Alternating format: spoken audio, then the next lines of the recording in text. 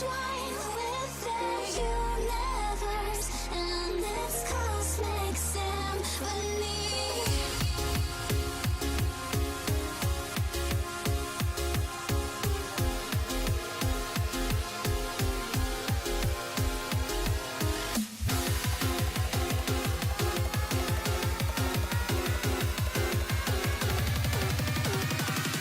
The smoke lingers after fire.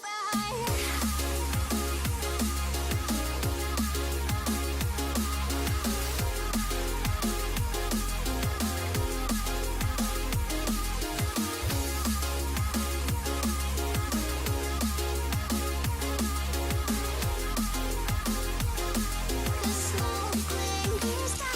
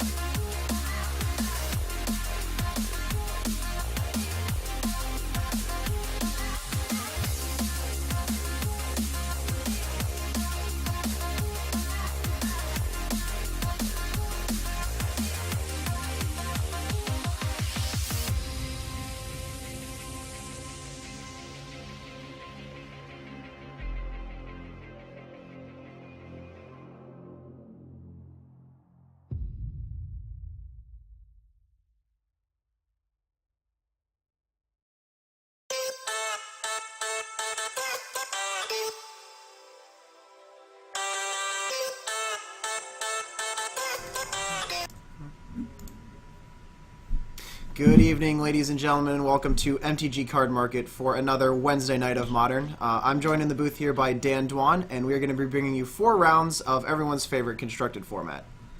That's right. We got another exciting evening of Modern for you guys. We should actually be getting started here pretty soon, so we can probably throw it down to the player here. Sure.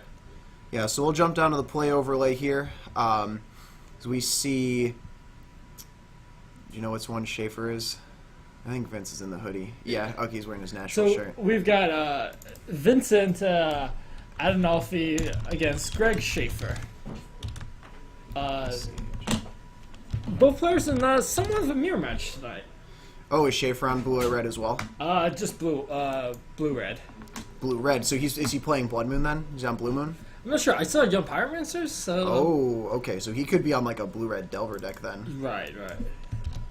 Well, we'll just put blue-red here until we find out what he's really running, and in the meantime. And so, yeah, no. So if Greg is playing, Vincent is as always playing Jeskai Control, which is his main, the primary deck that he plays.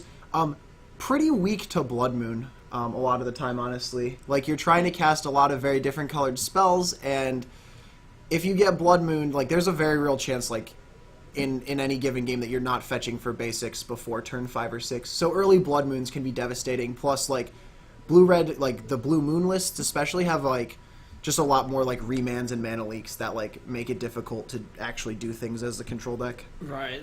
Blood Moon decks usually have a huge advantage in game 1, especially if it's a bit disguised. If Greg leads off on stuff like Scalding Tarn and Seraph Visions, Right. that really disguises him as a Blood Moon deck. Yeah, and I mean, and the thing is when you're, one of the common plays in Blue Red is turn 2, you play a Wall of Omens. Well, it's really, really bad if their follow-up to your Wall of Omens is just play a Blood Moon. Right. Gah. Yeah, I mean... Nightmares. You technically have enough basics to cast all your spells. I actually don't know if there are 3 basic islands anymore. Oh, or they're not. Yeah, so but you're not, the only spell you're not casting is Cryptic, but like, it can, it makes it super hard to go for stuff like, double, like Snapcaster or anything blue. Sure. That being said, though, if Greg isn't on, if he isn't on Blue Moon, I really like Vince's deck against this, because the Young Pyromancers and the Delvers are generally pretty easily answered by the insane amount of interactions that these Jeskai decks play. Right, and Vincent has always been known for playing the greedier version of his deck. He plays more cryptic commands than people would probably normally play. Plays more electrolyzes, Yeah. which He's had that's caused some problems in the past. right, but in this matchup will just conveniently be quite good. Yeah. Yeah, no, especially against stuff like Young Pyromancer. So turn one here, Greg is going to play a Delver of Secrets, and we'll see if Vincent has that, the most favored of plays, which is the fetch for a Steam Vents and bolt that dude off the face of the earth. Right.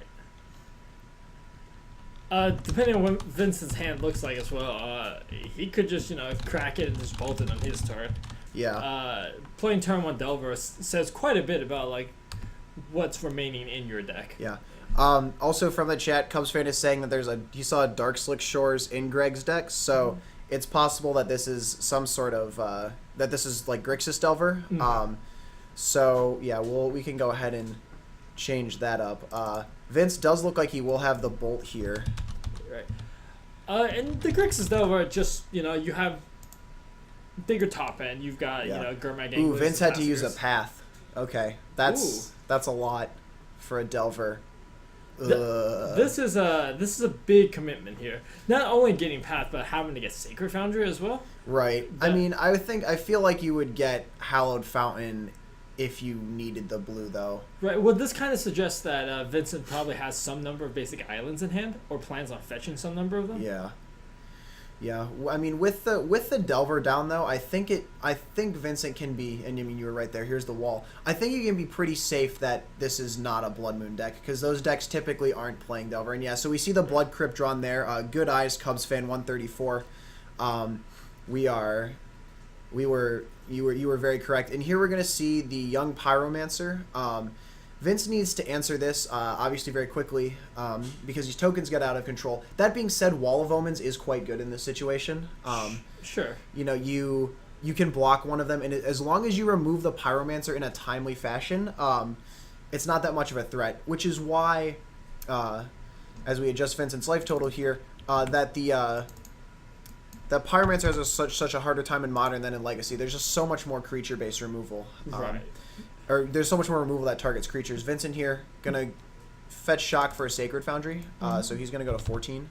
But yeah, Greg taking a line here that had Vincent not path, turn 1 path this Delver, would not have been available to him. Normally, if you play a turn 2 Pyro, you don't play turn 2 Pyromancer. I mean, at best you have a Gataxian Probe to get some value. Oh man, and Vince going hard. There's those electrolyzers we talked about. Yeah, that seems quite good. This is the matchup that rewards you for being greedy. Yes, this is correct. I hear some slight disapproval in your voice, Dan, but that is absolutely what the case is. I mean, there aren't enough people here at the shop that play decks that can really punish you for having greedy deck construction, right? Most certainly. Electrolyze is great, unless it's completely terrible. Sure. Yeah, if they start playing just multiple Nakatos and stuff, you just feel you feel like an idiot while holding this Electrolyze. Yeah, and I mean, in a couple weeks ago, we did see Vince with double Electrolyze in hand against 2 Nakatos. So I think we convinced him to cut down from the playset, but he's certainly on 2. And so now, as we go back to Greg's turn, he does have a Tasigur in hand. He can play this Tasigur this turn actually, and if he has any cantrips, obviously he can do those and still play Tasigur. Greg here, gonna shock to 15 off that Watery Grave. Yeah, and Greg certainly playing the much more proactive role in this matchup. He's the one who actually needs to apply pressure. And another Delver here. That's quite good. Vince really needs, he needs a path, and he needs a path for the Tasigur, because obviously that can just sort of crunch past wall. Although I think Vince has, what I would consider the blowout in hand here, which is a Restoration Angel. So if on Greg's turn, if he goes and attacks, even with a flipped Delver, Vince can do one of two things. He can either... Oh, and there's the path for the Tasigur. Oh, wow. Path, snap, path. Mm-hmm. Double Rampant Growth you, but Greg is running out of cards quickly. Yeah, Greg may not even have, 2 additional basics to find. Right. I think there's probably one more island. There's probably at least one more island. Whether or not it runs a mountain, I think it's possible. Yeah, there it is. Okay. But, you know, even with this, though, like, if Greg doesn't have another threat, like, you know, Vincent is much more inevitable than he is. Right, absolutely. And Greg playing the Tasker last turn as well. I mean, his graveyard is bare. Yeah. He has enough mana to just hard cast the Tasker now, but that's much less exciting. Right. And, yeah, I mean, going back to Greg's turn here, we'll see what he draws, but, you know, he's got a Serum Vision. He did draw, oh, man, he drew a Delver. That's very good. Again, though, Delver's super fragile, and Greg doesn't seem to have a lot of permission in his hand. So if he runs his Delver out and that dies, then, like, yikes. But, I mean, you know, there's the permission. The man looks good. He Yeah. sees a Spell Snare and the Terminate on top. Yeah, I would probably top the Spell Snare, bottom the Terminate here. Or maybe you keep the Terminate up. I don't know. I'd be inclined to keep both. Sure. Terminate is inevitably going to be good. Right. It's like, if you play Wall of Almost, there's certainly Restoration Angel. That's true. And Spell Snare is very good in a deck that plays Snapcaster and potentially stuff like Mana Leak Remand. Yeah. No, I do like keeping the Spell Snare. It's very good against one of Vincent's best cards in Snapcaster Mage. Vince here now looking for, you know, potentially another removal spell, but here's the swing. Greg gonna fall to 13. Also, importantly, whatever you scry to the top, you're presumably going to reveal off of the Delver. Oh, that's true. Yeah, so Greg will guaranteed flip his Delver. Vincent here gonna cast a Kitchen Finks, and this is a card. Oh, it's gonna get mana leaked. So Kitchen Finks is a card that Vince, me, and a couple other blue-white red players have been testing. It's been really, really good in this deck. I think the biggest problem is that it stretches the mana a little bit. Right. And Vince here going to get hit by the Delver. Going to go to 11, but Finks has been very good. Obviously, Mana Leak, a very good answer to Kitchen Finks on turn, 5. No, I like Schaefer's sequencing of the scry here. There's no immediate use for the Terminate, but... and it doesn't give away the information. Right. Terminate loses... Spell Snare loses a lot of value if your opponent knows Absolutely. about it. Yeah. So... and now he gets to draw the Spell Snare without Vincent knowing what it is. He has a Thought Scour in what might be one of the new blue-red fast lands, but he's going to bottom the land, keep the Thought Scour on top, pass it back to Vince. So Schaefer actually has the option of keeping the land underneath the Thought Scour, and he can scour it away. I think he's... the line of reasoning for putting it on the bottom is that if you put it on the bottom, you're more likely to put spells into your graveyard, which make future Snapcasters better. Absolutely, yeah. One of the things that this game, because Greg hasn't drawn any Thought Scours until now, he's had a very difficult time with, playing with playing Tassiger. He cleared his whole graveyard, so he really needs to try to fill that back up for Snapcasters to be effective. Vincent here, looks like he's got a 2-mana play, and this is the Spell Snare blowout. Yeah. Oh, brutal. This is like the max value Spell Snare, like the best possible. Right, Snapcaster is the best possible target for this. Absolutely. Yeah, so now there's a Terminate for Greg, so he can, clear a Resto or something. He'll start with a Thought Scour, though. Let's see here. Flips a Scour and a Snapcaster, and he's going to sort of fumble a Scalding Tarn into his hand. So...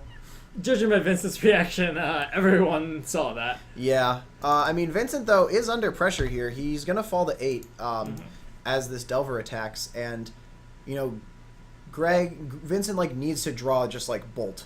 But Vincent actually, no, because he just, his Colonnade will get terminated. Right. No, Greg, that being said, I think he has to. Right. Greg chose to play that Scalding Tarn. Normally probably wouldn't have, just to conceal information, but when you have revealed it to the world, you may as well. You may as well put that into play and get your land. Yeah, so I think the likely sequence on the next turn here is Vince will attempt to block with Colonnade. Greg will terminate the Colonnade. Vince will still need to deal with this 3/2 flying, Sure. And Schaefer would be more than happy to trade the Colonnade for... trade the Terminate for a Colonnade. Absolutely, that's really good. Yeah. Vincent has potentially the blowout if he has a Spell Snare in hand. Yeah, agreed. But I don't know if that's the case. That seems unlikely. Oh, and another Snapcaster off the top for Greg. Quite good here. Snapcaster is possibly the best possible draw. Yeah, no doubt. It represents Mana Leak. It represents Spell Snare.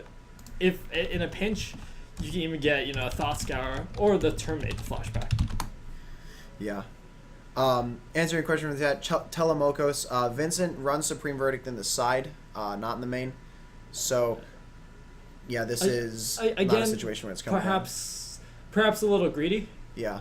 There are a lot of matchups where you're desperately looking for a wrath effect. Yeah. But I guess the thing is with all the creatures in this deck, like sometimes you have boards with like restos and stuff on them, and that like it feels bad game one. I mean, obviously it'd be great here, but yeah.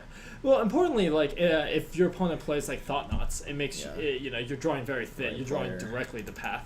yeah. Vince goes to 4 off that Delver hit, and here's the thing: is like the Snapcaster Terminate will tempo out any other blockers, so Vince needs to fix this. He's gonna go to 1 now. Any burn at this point is gonna be lethal. Right. And in the Delver deck, you're going to be running the max 4. Yeah, so Vince passes the turn back. Thought Scour draw for Greg. We'll see. Ooh, swing with the Delver. Vince is going to scoop it up. Yeah. Sometimes you just, Vince saw a couple paths that game, but it wasn't enough. Right. And Vincent kind of showed his hand on that last play as well. Yeah. By playing the Colonnade, it was very clear that the previous turn he didn't have the Colonnade. So Right. his draw was Colonnade. If he couldn't deal with the Delver the turn prior, he certainly didn't draw the answer. Yeah, absolutely. So now we go to the sideboards. Vince will bring in probably like Anger the Gods because he saw the Pyromancer is a static caster. See a Runed Halo in his 2 Runed Halo in the sideboard. Yeah. But it looks like he's got a lot of cards that he wants to bring in here. Yeah. He's even considering a Logic Knot. Yeah, Vince. Yeah, get in there. So the problem with this matchup is Greg can certainly board out a good number of his removal. There just aren't many targets. But Vincent's kind of priced into keeping in bolts, keeping in cards like that, which Yeah. normally on a pure control mirror you might want to board out some number of the bolts, Right. Just because you don't have targets. Well, against a Delver deck, there are plenty of targets. But they're also, depending on what Greg's draw looks like, could be also very atrocious. Right. Yeah, I mean, the thing is with this Grixis Delver deck is, like, if you draw bolts against their Tasigur draw, it's bad. And if you draw, as we saw, like, Vince pathed, like, 3 times that game. Right. And ultimately, Greg didn't have anything that could really punish that in Right. game 1 except for Tasigur. He almost had double activation for Tasigur up Yeah, later in the absolutely. game. But in the post-board game, if Schaefer decides to become a little more controlling, Yeah. with cards, probably previously cards like Keranos, but Not anymore. not as much. anymore with Nahiri. But like cards of that nature, now all of a sudden you can do stuff with that mana. Right. Like you can actually punish a player for like I'm a triple path to exile you. Yeah, that's true. And, I mean, we'll see how this one goes. I think that, Vince just was missing that one piece of spot removal that would have really turned the game around. So it obviously hangs on, Greg's ability to draw. Right, but to be fair, Vincent did that. I mean, he did draw a fair number of removal. It's true. Right. Yeah, I mean, he had enough to deal with, like, Delver, Pyromancer, Tasigur, Delver, Yeah. and Greg just, But I kept mean, drawing threats. that Delver did what would have been 18 damage. Right. Yeah. Literally nothing else hit, right? Like it was just like if you're fetch shocks and your Delver. Vince did 6 to himself with the fetch shocks. Oh, so right. Yeah. So it ultimately would have been 15. Yeah. But Which is a lot for just one little card. But that's what happens with this Grixis Delver deck. If you get those draws that are like a little bit like heavier on threats, it's very, very, very strong. Like you just like sometimes if they don't like not removing Delver means you lose. right. So taking a look at what Greg is thinking to board out. Yeah. Some of them are mana leaks, which on the draw much worse. Sure. Some are bolts. Yeah. Makes sense. Aren't a whole lot of targets. And he's kind of debating on like whether or not to board out the cards that make Young Pyromancer He's better. cutting some The Gitaxian probes. None of these are like do anything cards. Now the one Right. concern about a board decision like this, you're possibly boarding out as many like 10 instants. Right. Your Delver flips become a lot more difficult to do. Yeah, it depends on what you bring in, but I think that you're right that like not having there's like a lot of things that if you don't have them, you're or like if you bring in like non instants or sorceries, like your Delver not flipping is pretty bad. Right. And Greg has depending on what his sideboard looks like, has a ton of options. Right. I've seen Blood Moons in the sideboard. I've seen cards that, going up to like stuff like Batter Skull. I've seen like triple engineered explosives in Grixis Delver sideboards too. Sure. Although, I mean, Yeah, this not is going to bring that in not there. the matchup for that. Right. It'll be interesting to see what he has for like the control, more controlling decks. This is not necessarily a matchup that you see if you were to play in the GP that you would play against a lot of. Right. But for the shop specifically, it's something that you can metagame for. Right. I mean, Grixis Delvers, like, there's usually like maybe one or two people on it, and with Blue or Red, there's almost certain Vincent is absolutely always on it, and then there's sometimes other people. Like before I started commentating, right, there were at least two. Before Wild moved away, there were 3 every single time. So the shop meta definitely did change to like there were a lot of very Blue White Red unfriendly decks in the room. Yeah. Like that turn 2 Blood Moon decks with like Arbor Elf and stuff. Gah. Regrets.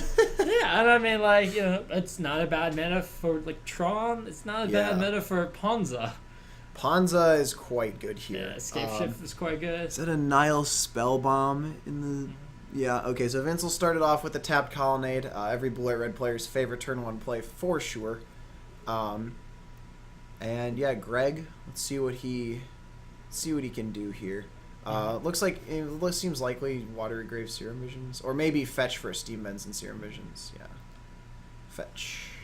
Right. I think if you don't have a turn 1 Delver, turn 1 Serum Visions probably your second best play. All right, so Greg gonna get that basic island. With Greg having 2 other lands in hand, he has access to all of the colors. Right. And one of the things with this Grixis Delver deck that can sometimes be a real problem is, like, you do so much damage to yourself with your lands sometimes, like, you have to just to meet your color requirements, that, like, it can get real scary in terms of being burned out by even decks that aren't dedicated burn decks like Blue or Red. Right. So Greg saw a Tasker on top. Without a Thought Scour, he won't be able to do the turn 2 Tasker. But, turn 3 Tasker is still good.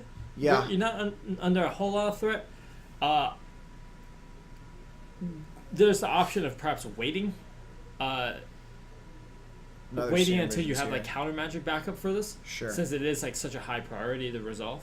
There's another Tassiger and a Mana Leak in the Scry there. The second Tassiger is often very, very good. Right. The second Tasker, the first Tasker will almost certainly die. If it doesn't, you just win the game. Right. But Greg choosing to put the second Tasker on the bottom. Interesting. Perhaps going for the route of just protecting the one he does play. Right. I mean, we did see that Mana Leak, so... One of the things with Tassiger, especially if you don't have a lot of stuff to fill the graveyard, is because it's legendary and because, like, you need to delve for it usually, you sometimes don't want more than one. Right. Even if you theoretically would like to play a second Tasker, the second Tasker is much more difficult to cast. Oh, yeah, almost always. This, like...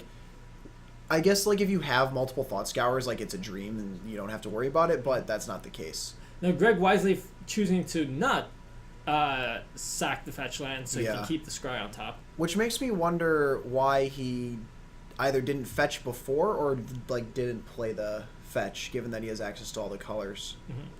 Greg may be taking the line that since he's not under any pressure, he wants to be sure that he can, like... Gets the right colors. Yeah, he can ensure that his threats resolve. Sure.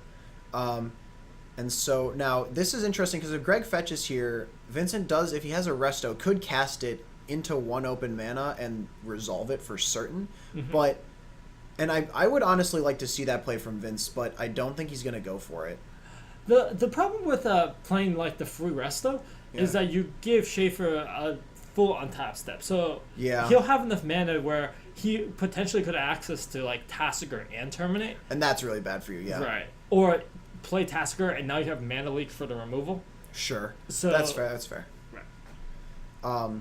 Yeah, so we'll see. I mean, this turn he can, if he plays a land, Greg can cast Tassiger and keep up Mana Leak. So, and we know he has a mountain in hand, so that's probably what's going to happen here.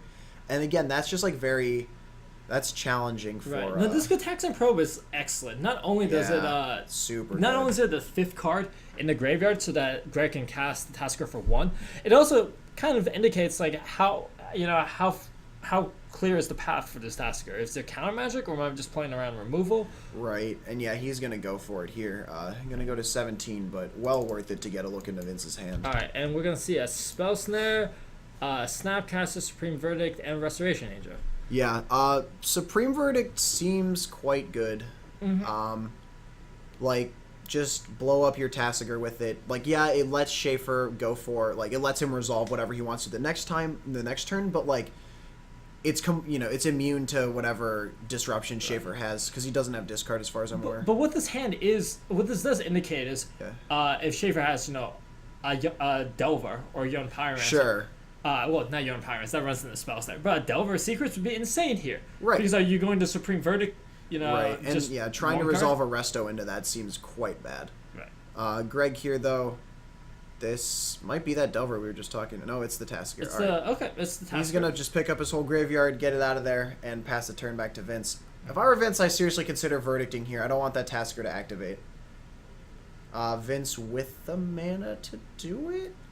Yes, he does. He can make... No, he might not be able to do that this turn, actually, because he has a Cascade Bluffs in play. Right, you need double white, and yeah, and so he's got a Ghost Quarter as his other land, which is just not good. Vince potentially just leaving that up as well, because he did just play tap Steam Vince.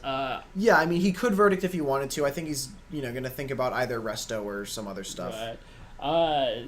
He also could have drawn like a path or something, but we'll see. So Schaefer, very suspicious here. Of course. He's incentivized just to not do anything. He's going to get at least one activation of Tassiger. Right. Now, currently the graveyard is empty, so I mean, you can flip the nuts though. Right, which is actually, in some cases, a benefit because your opponent doesn't have much choice. Like if you have a lot of garbage in your graveyard, you're going to get garbage. But without anything, this could be anything. Non-garbage, you're going to be fine. Vince looks like he has another Colonnade in hand, has access to Verdict this turn. We will see what the play is from him. No, the thing is, if Vincent doesn't Verdict here, his position doesn't get any better. Right. The Tasker's going to stick around. The Tasker also gets to activate and stuff. Yeah, so here he is. He's going to... I would have much preferred to have seen the Verdict last turn. I'm not sure if Vincent realized that he didn't have access to... after playing the Vents tap? After playing the Vents tap. Because, you have 3 color sources, and you just kind of assumed that you would have access to it. Right. Okay, so here's the flip. Ooh. Oh, well, free Snapcaster. I mean, there is nothing in the graveyard, but that's going to come back and haunt you if you're Vince. Free card advantage is always good, and free card advantage in the form of a Snapcaster is... right, yeah, you're getting card high in this matchup. Card advantage off the Tassiger, card advantage from the Snapcaster when you actually play it. Like, very, very powerful. With Greg knowing that Vincent has a Snapcaster, he has now access to Snap Verdict as well. Yeah. I think Greg has a Spell Snare though, so we might see. Like, there's no way you can Snapcaster like. Oh man, and Greg draws another Tassiger. That's so good. Which is just excellent. With the Scalding Tarn, this is going to be a 2-mana Tassiger. Right. Leaving 4 up, which means you're guaranteed an activation. Yeah, or just like, all your counter magic is live. Right. You still have, Mana Leak and Snapcaster in hand. Yeah, jeez. This is just a wealth of options from Greg. Certainly. He's thinking about it. Yeah, he's going to sacrifice the fetch land. This is just a relatively safe play. There's just nothing Vincent can really represent that blows you out. Yeah. Even like a Logic Knot's not good. A Logic Knot for 2, you can just pay for it. Yeah, and Vince doesn't have blue. Right. I don't know what that land at the top is, though. Oh, it's the Steam Vents. Okay. It's Steam Vents Ghost Quarter. Sure. Yeah. Yeah, I don't know. This is looking real difficult for Vince. Mm-hmm. And unfortunately, Vincent's lands that he has this game just kind of awkward. Only 2 white sources, but with a Cascade Bluffs that really limits like the type of land you can tap. Yeah. So despite the fact that it appears that Vincent is good on colors, he's actually... It's kind of shaky. It's really kind of awkward. Yeah. We'll see. Okay, so you have Tassiger, Delving 4. The best play against a Tasigur is to cast Remand usually, if they can leave up enough mana to pay for Leak. But Vince doesn't have the Remand, gonna take a draw step. This is kind of showing the power of also Greg's earlier Gataxian Probe. Right. You know, knowing about the Spell Snare in hand, knowing about the Snapcaster Absolutely. in hand, really gives you access to, you know, let you play around things that you know are threats. Now, Vincent passing, giving Greg an opportunity for a free Tasker activation, chooses not to do so he can hold up Mana Leak. Yeah, that seems fine. And he draws a Delver too. Jeez. It's pretty good. So getting a free chip damage, Restoration Angel matches it pretty poorly. Right. Vincent's been holding on to this Snapcaster Spell Snare for the entire game. Yeah. With just not good. With Here's no the Delver, targets. Right? I mean, he can, like, snare a Leak, but Vince gonna go for that Resto end of turn. Just try to put a blocker into play. I mean, Greg has Terminate and Leak, so he can try to Leak. If it gets Spell Snared, he can just Terminate it. Like, I would almost be more inclined to let Vincent resolve this. And then just save the Leak for something. Yeah, Right, there he because goes. this also means that next turn, like if you were to terminate this, Vincent could just go, all right, Snapcaster Verdict. Right. Now, I mean, it's an awkward play. Now that now he's got skin in the game. He's got skin, exactly. And Vincent really still doesn't have good attacks. Like, Absolutely not. Whoa! all right, Vincent All just right. going for the YOLO win here. The problem is he doesn't have double Spell Snare. So, oh wait, no, he has Spell Snare Dispel actually. Oh no. Oh, Vincent is actually about to win the magic. Spell Snare. Okay, whatever else Greg has, if Greg doesn't have Dispel, this is, oh my god, Vincent actually just won. I mean, Greg could still have both. Yeah, but he took the bolts out. Oh, he took them all out, right? Oh my god, Vincent with the plays. Oh, but Greg, I think that card in the front is a Spell Snare as well. Yeah, but what does Spell Snare do? Oh, right. For Greg? If It Vincent's does got- actual nothing. If Vincent's got Dispel to back this up, that could just be game. Okay, there's the Leak. Does he have And the there's the Dispel? Dispel. Oh Did my Vincent god. just steal this Greg game? Schaefer? No, you have all the options, but none of them are good enough here. Did And he just Vincent- steal the game? Oh my god, dude. This is why you play the card Kiki Jiki Mirror Breaker in your decks. Vincent, gonna try to go off. He's gonna do it. And Greg's gonna scoop it up. Oh my Wow. god, the Kiki Jiki. I didn't realize Vince kept those in. That's so good. Yeah, I mean, Oh if my Vincent put God. Schaefer and taking out bolts, that seems incredible. That was nuts. I was so confused about what Vincent was tapping out for, but why would it be anything else? Oh my goodness. Yeah, having Spell Snare, Dispel. Dispel, what a card. Yo, Spell Snare Dispel, best combination. Oh my goodness. And Vincent Adenolfi, with style too, takes down Greg Schaefer to tie up the match. Oh man. Yeah, I think. I thought he would. I put him on boarding out Kiki Jiki. It's so expensive, but Yeah. who cares? You're Vince. You just win. Yeah, and Vincent was really good play there too. Oh my Realized God. that was his last opportunity to go for the kill. Right. Yeah, no, Gregor just tapped out a little bit too much, and Even if he hadn't tapped out that much. Right. He yeah, would- no, because he didn't have other stuff that was relevant. He wouldn't. Like if he didn't play the Delver, he would have only had access to 2 more mana. Right. No, 1 more mana. Excuse Yeah. me. And that's I don't think not he had a second nothing. lead. Yeah. Oh my god, that was incredible. And now, Yeah. Greg, you have to be thinking about it, right? You have to be thinking like, do I need bolts in my deck? Right. Like, I mean probably not, probably honestly, but like, I mean, Greg's looking at them. He's looking Yeah. at them. he's looking at him real hard. Yeah. It's just Dispel is such a backbreaking card in this matchup. Yeah, absolutely. Especially if you can't Dispel back. Right. It's just the ultimate trump card.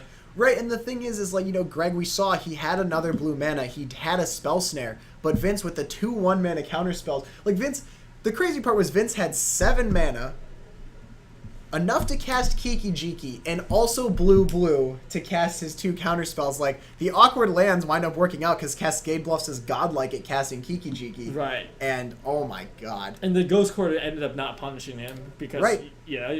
the 2 colorless for a Kiki.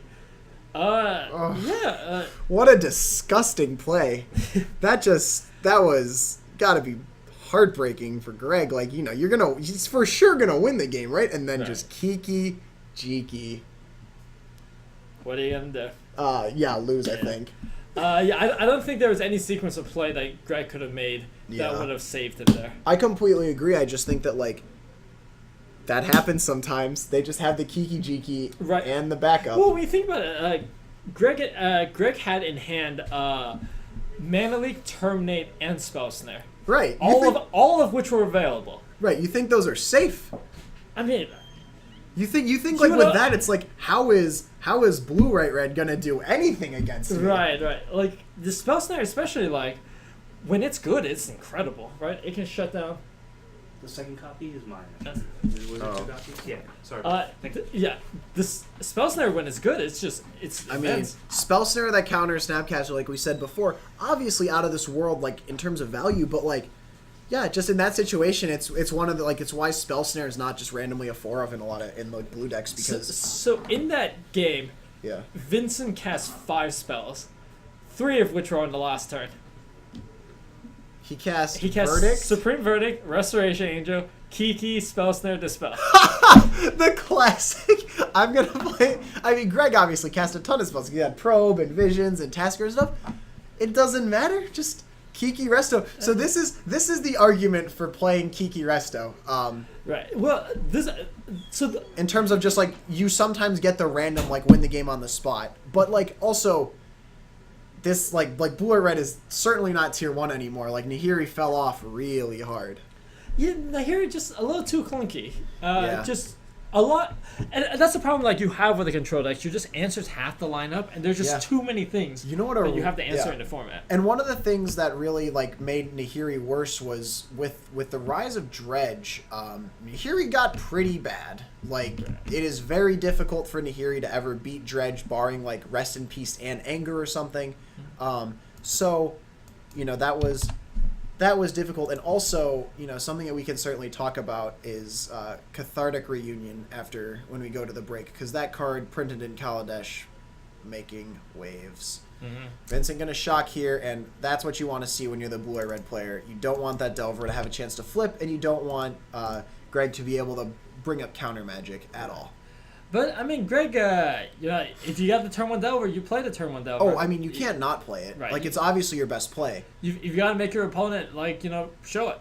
Because, I mean, a lot of times you don't have a bolt in hand. Sometimes you don't have the turn 1 kill your Delver spell, and it's so bad, because then the Delver just gets, like, 10 damage in on your, 9 damage, whatever multiple 3 you want, before you draw one. Yeah, if you untap with a flip Delver, it's like all of a sudden you have like Mana Leak backup. Leak backup for Delver is the reason that standard format was silly. Mm-hmm. All right, yeah. So Greg gonna fetch at the end of Vincent's turn here.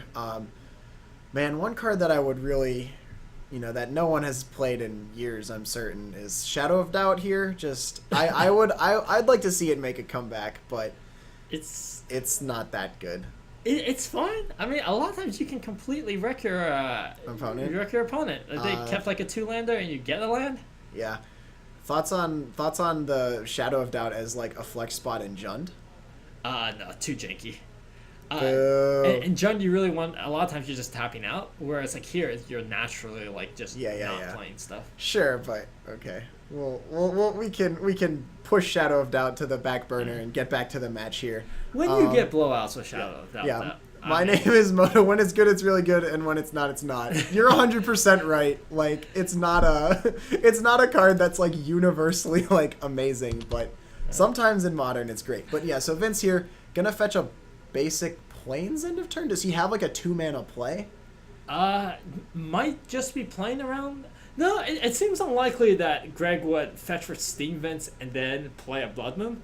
Right.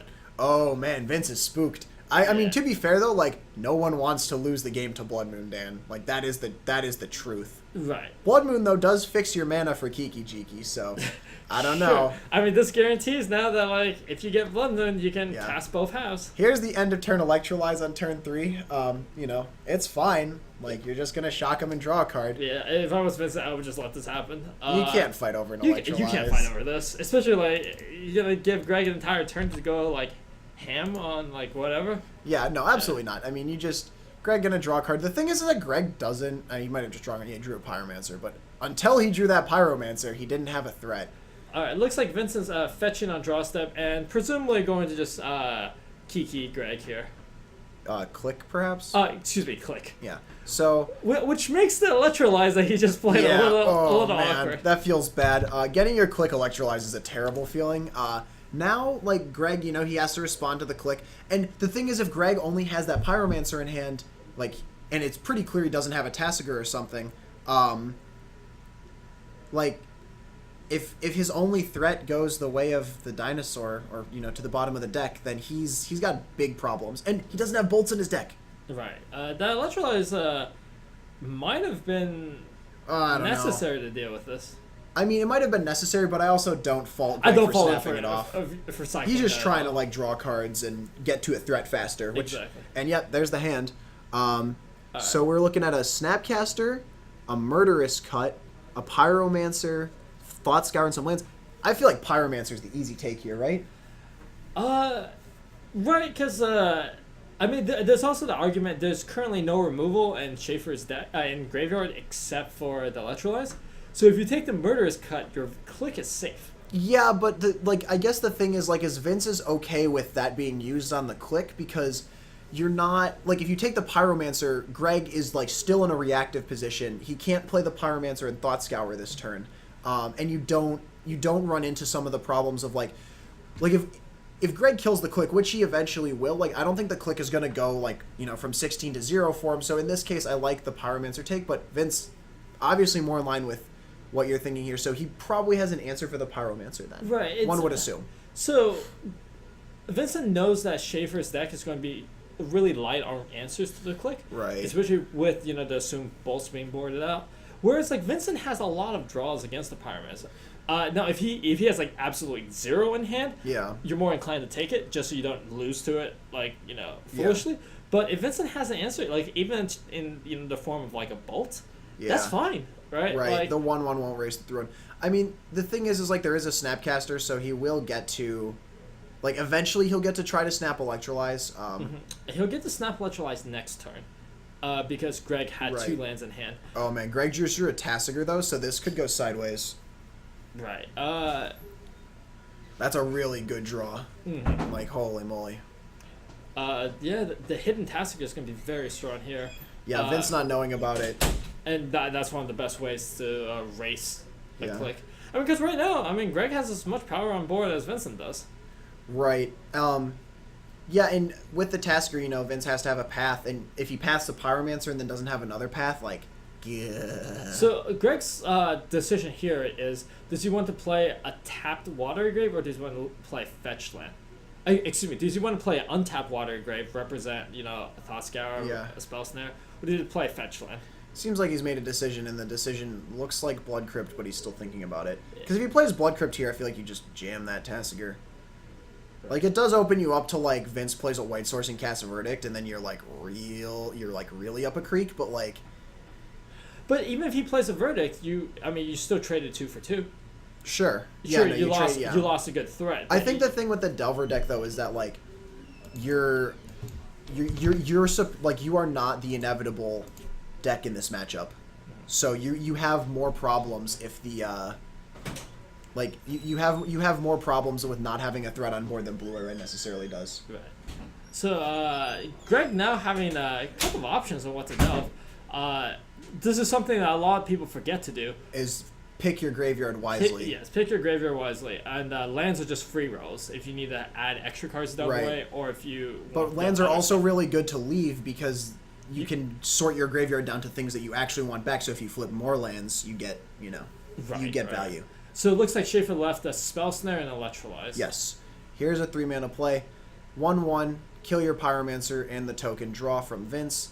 Right now he's not winning the race. He's going to attack with the click. So Vincent conceding that the click is going to die. Yeah. Greg has attack for 4 and then Snap Electrolyze. Snap Electrolyze. God, Snap Electrolyze is so good. Alternatively, he could leave up, Mana Leak. Right, and that might not be bad because Vince can, if Vince restoing a click is very powerful, and so Greg here gonna go to 10. But with with an entire turn to just play whatever he wants, Right. it's hard to, unless you have a Soul Read, it's hard to not just Snap Electrolyze here. You get value. Yeah. And, I mean, you're putting Vince into 9. Right. Yeah. No, you're definitely super ahead on board if you Snap Electrolyze. You have 6 power and Vince at 9, and yeah, that looks like what's happening. Vince gonna go to 13 from that leftover Electrolyze damage, and that Tasker gonna crunch him to 9.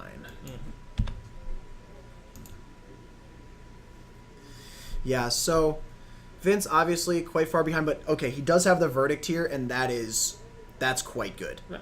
But Oh again, man. Okay, so there's another snap off the top yeah, for all the Verdict Greg. does is put him to parity. Now, if right, Schaefer but has- the thing is Vince has Colonnades, right? I mean, Schaefer has a Tar Pit now, I guess, but the Tar Pit is much more easily answered than the Colonnade. So here's 2 mana. Oh, another. I didn't see this other Pyromancer. This seems quite good. Right, so the Pyromancer's... There's Mana Leak backup too. There's Mana Leak backup. There's also a Snapcaster, Thought Scour. Or Snapcaster Spell Snare available. Right. No, definitely. Oh man, another Tassiger. Another Tasker. This is getting out of hand. Vince can't even snap. Well, actually, no, he can't snap because there's the snap spell snare. But Well, he needs to Vincent, resolve a snap and cast Supreme Verdict. I feel like. yeah, Vincent now does have access to Animate Colonnade block, which is really, really risky if your opponent has a Terminate. Yeah, has anything. Yeah. Even like a burn spell.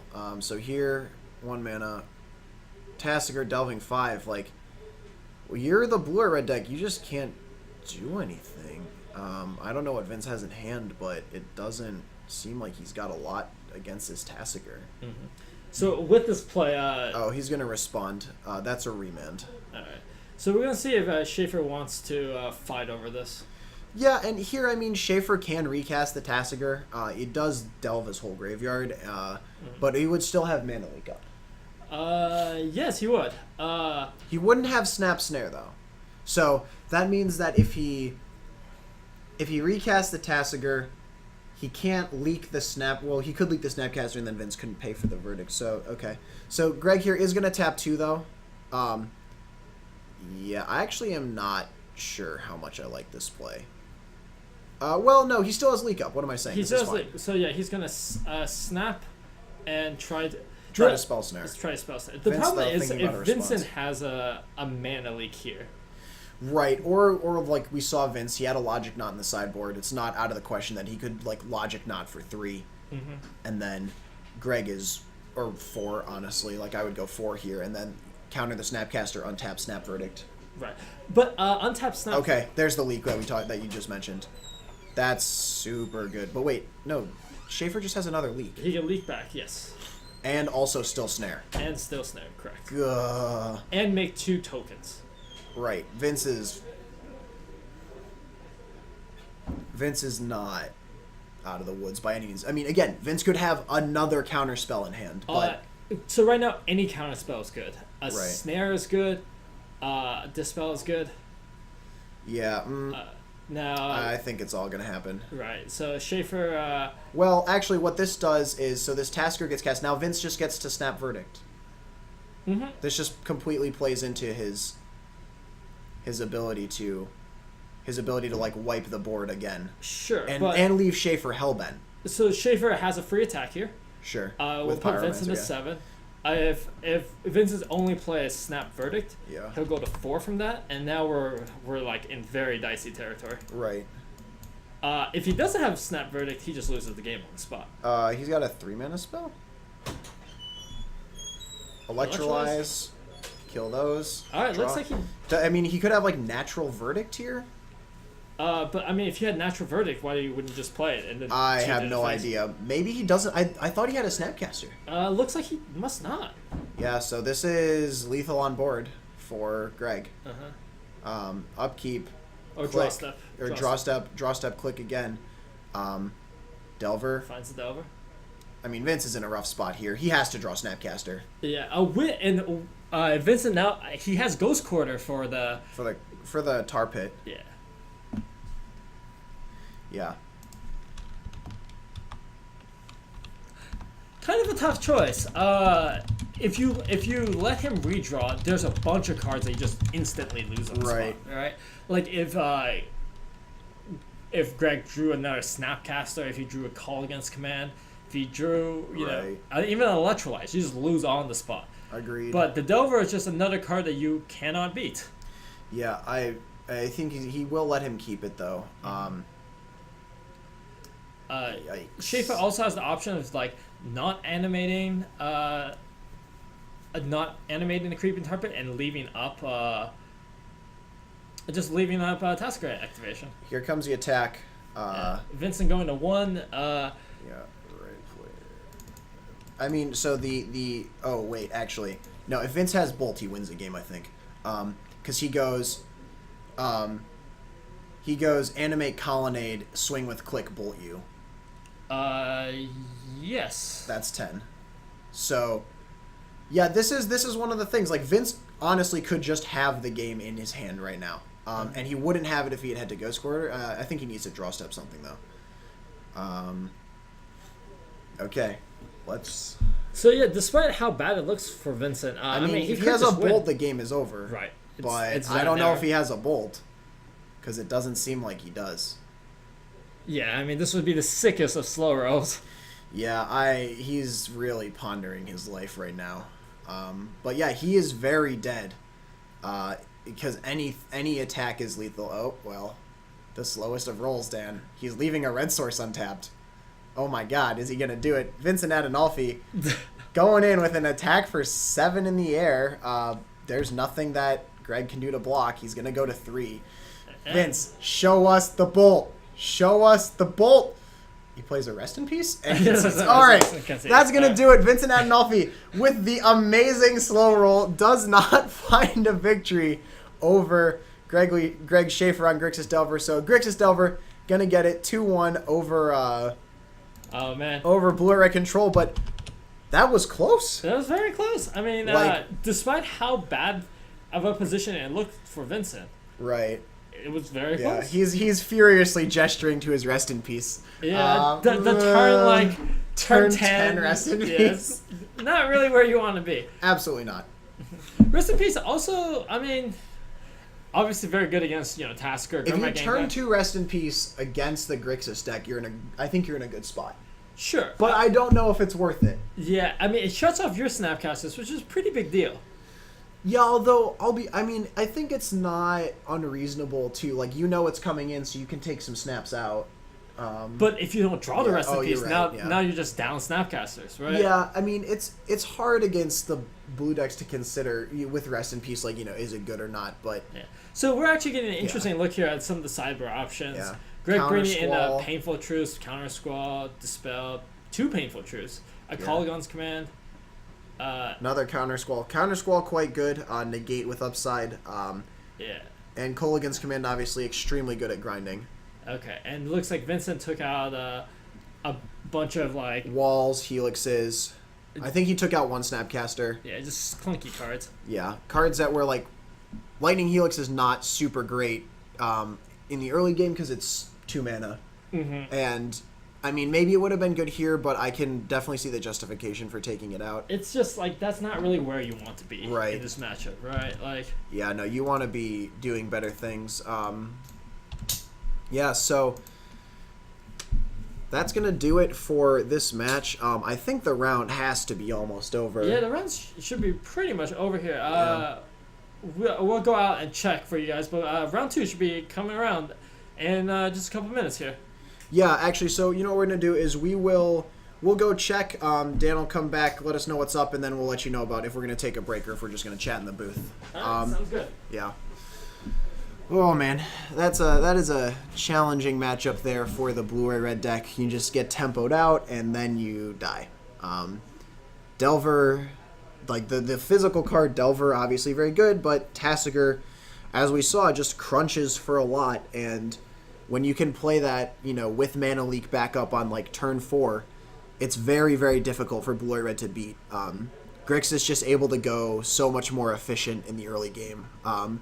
Than blue-ray red, and Vince with a Snapcaster might have turned it around with a Verdict, but just was unable to get there. That matchup is very like 50-50 draw dependent for basically every time I've played it. So yeah, it is what it is. Vince gonna lose this one. Honestly, we saw with a Bolt could have won it, but unable to do so. Yeah, so they're gonna pack up. The pairings have been printed for round 2, so Dan is going to go out and get us a match, which will be great. Thanks to Dan for walking around while I just sit here rambling to the stream.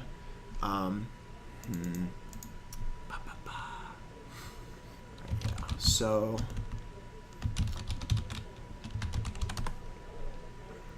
Look at this. So Greg had the other art of this card, but this is like the negate variant that Grixis gets to play. This card is usually really good. Like negate's good, but negate burn you is better. And Dan is back. We are going to get a match. What is our match, Dan? Our match is going to be Sam Schultz and Tony Skripchak. This is going to be Banned Spirits against Affinity. Oh boy. Well, this can be very difficult for. Are they both 1-0 by the way? They're both 1-0. Yeah. This is going to be kind of rough for Banned Spirits. Spirits. So I saw them testing this earlier. Spirits really doesn't interact very much like on the board once Tony resolves stuff. So it can be very, very difficult to actually do anything because Affinity is Goldfish is way, way faster than you do. Like, not even close to. Right. I mean, you have flying blockers, so like stuff like Vault Scourge is not just free. Yeah. But it's not good. All right, gonna get Tony's last name correct there, and then get Sam here. Yeah. So. Banned Spirits versus Affinity. Described as Affinity 2.0. Not sure if that actually. What does that mean? Yeah, not exactly sure what that means. Maybe with like Bomat Couriers, or it might just be a stock Affinity list. Yeah, I mean, I don't know. Bomat Courier, interesting card. What do you think about it? Is it good? I've heard mixed reviews. Okay. Ultimately, I'm like not impressed, right? Like, sure. If you're playing a card that literally trades with anything, yeah, it becomes a lot less exciting. Right. In Affinity, like your top decks, you already have enough bad top decks as is, right? You top deck a Mox Opal or a Springleaf Drum, it feels terrible. Sure. You're just adding one more card that feels terrible to play on anything but turn 1. Sure. That's a good point. I think it's it's a card that like could have a high it's just like so close to good, but it's not actually good. Mm-hmm. I know that one of my buddies has been testing it in his Affinity list, and he's been extremely meh on the concept of the card. For those of you who don't know Bomat Courier, because it is new. Did see a bit of play at the SCG Open. Yeah. Yeah, so at TX Rager, we just put it up on the side here. Bomat Courier, 1/1 for 1 with haste. Whenever it attacks, exile the top card of your library face down. Then you pay red, you discard your hand, you sacrifice the courier, and you get to draw all the cards that you exiled with it. So, if you get in like 3 attacks with this, then you go Hellbent, then you crack it, then you Ancestral, I guess. But like, it's a lot of work for build your own Ancestral. Right, but I mean, sometimes it's better than build your own Ancestral. I've seen people draw as many as 7-8 cards off of it. God, that's a lot. I feel like you're already winning the game though if they can't block your 1/1. Or if they can block it, they block it with Wall. It's an attack trigger. It's not a damage trigger. Right. True. So they have to kill it. Okay. So Tony here gonna go Citadel Opal and then put an Overseer into play. Slightly slower start for Affinity than I think it wants usually. Like, you normally would like to have, maybe some Ornithopters or whatever on the board right now. Yeah, but I mean, Yeah. turn 1 Overseer can't really complain. Right. Oh, excuse me, that's turn 2 Overseer. Yeah, it's a turn 2 Overseer. Sam, looking at Lingering Souls in his hand, also Maelstrom Wanderer, Drog Skull Captain.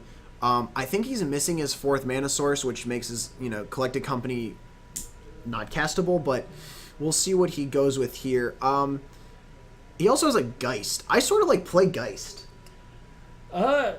Play Geist and just hit these guys. Well, the problem with Oh, I was right. sure. Yeah, get in there. So Sam had 2 different lines he could have taken. He could have played Lingering Souls, Sure. and then next turn, if he hits a land drop, play Yeah. Drog Skull Captain, Right. and all of a sudden you're attacking for 4 in the air. Ooh, that is a big old Master of Ethereum yeah, this- into a plating. This Master of Ethereum is going to shut this Geist out. Geist nonsense. He down gets one real attack, fast. unless Tony wants to sack the Overseer to do things. I mean, trading an Overseer for Geist doesn't seem terrible. Sure. Trigger the Geist. I don't think Tony's blocking though. No, I mean Tony's going to crack back for a lot more. Yeah, this is hitting for 9. Sam gets to play Lingering Souls though. So this does hit for 9 because Geist does get an Exalted trigger. 7. Sorry, 7. You're right. It's not Elspeth. But yeah, It is not. that's a huge clock. Sam gets 2 Lingering Souls. Overseer's going to activate. How big is this Master? It's got to be enormous. So the Master is currently 1, 2, 3, 4, 5, 6, 7.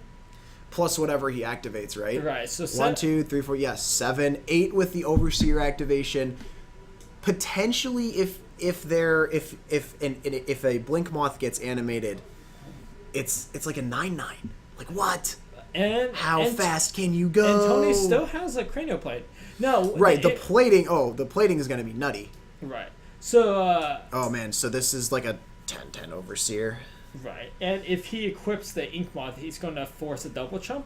Right. And importantly, with Steel Overseer, this is going to mean that not like normally like a Blink Moth or an Ink Moth would trade. None of this is going to trade with a Spirit. Right, because the Master of Ethereum is, and the Overseer obviously like giving +1 to everything, but even without the Overseer, Master of Ethereum in the side here, very very powerful card. 3 mana, equal, power toughness equal to the number of artifacts you control, but it also is a lord for your artifact creatures, and that's super relevant. Yikes. So when Tony activates this Yeah. Steel Overseer, the Ink Moth is going to be a 3/3. The Blink Moth is going to be Yeah, you like can't. 13.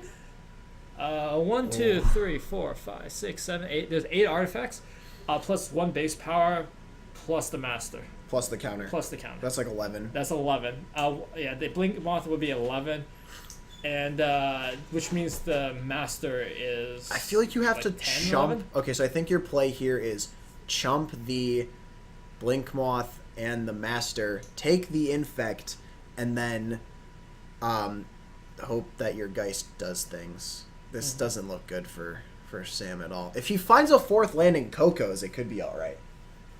Yes. Coco can buy you a lot of times just because there's a lot of nonsense you can do with tapping down creatures and whatnot. But even that might not be enough. It's just that Sam is not racing back with a clock. His clock is like a turn slow, and his clock hits for 7 a turn. Yeah. So sorry. 1, 2, 3, 4, 5, 6, 7, 8 artifacts. 1 from the Master. 1 base power. So right now it's a 10. It's like a 10-1. Mm-hmm. And it we're- could be an 11-2. Right. No. Sorry, it's a 10-2 right now. Yeah, and it can be an 11-3. Sam is. This is what Affinity does when you don't kill its stuff. Right. And Is it just does this? And the Master will be a 10-10 upon activation. Yeah, as someone who doesn't play decks that are that plays decks with tons of interaction, this is spooky. All right, yeah, here's the activation. That Ink Moth is gonna get in there for 3, so like that's a real thing that you could like potentially just cranial plate and kill you. Now, importantly, if Sam is able to, Do you draw land? He drew Cavern. Oh, that's so good for him. Right. The Cavern is obviously a very good draw. Start racing, dude. Sam has to attack here. If he doesn't attack, He loses for he sure. just loses the game. So attack, get in for 7, put turning to 6. Now, importantly, if you can present 2 blockers, Yeah. what happens is no one threat is lethal. Right. And if no one threat is lethal and you can double chump, you will win the race. Yeah. That forces Tony to put one guy on defense, and against a spirit deck like that can tap things at instant speed, that's just not good For enough. sure. Yeah. Yeah, I mean, this is interesting. You have to attack with Geist. If you don't attack with Geist, you are 100% guaranteed to lose the game. Like, that's not a question. Did he have enough mana to activate both Ink Moths and attack? Because I'm not sure that he did the El Camino. Like, I think he was playing the cranial plating, or like equipping the plating and animating the Blink Moth and stuff. So he did have access to that, but that would only be, but he would have the Springleaf with his Steel Overseer. So that would have only been for. Oh no, that would. There's 8 artifacts, right? Yeah. Oh, that would have been lethal. With it on the Ink Moth. Yeah, because Oh, Ink Moth is dang. base power 1. There's 8 artifacts, and He gets you get double one. buff, yeah. You get one from Master. Yeah. Yeah, So, wow, the El Camino, good call on that line. We totally didn't see that. but You must be like an Affinity wizard or something. well, it's not necessarily Yeah, but lethal also because then your blocks are just you put 2 blockers on. You put a blocker each on the Ink Moths. But Right. unlike the previous situation, Yeah. that does force through 10 damage. Yeah, And you still can activate Steel Overseer. absolutely. TX Ranger, Master would have been like 18. I don't think it would have been lethal had it been unblocked. But yeah, no, the El Camino with the line to potentially kill that turn with the Inkmon Nexus. Now Sam has to basically pray that he has 2 blockers in the Ooh, top actually, 6. no. Oh, wait, no, he's just going to play cards. Okay. Okay. Does he have a flash threat? He's got Spell Queller. Okay, so he can play Queller to block whatever and then just win with the Geist, right? Well, no. Yeah. He needs to get damage in the air. The El Camino. That was excellent point there. That would have been the optimal play because then you could equip instant speed, equip cranial plating onto the Master and just hit for 17. Yeah. Whew. Oh, you're right. You're Yeah.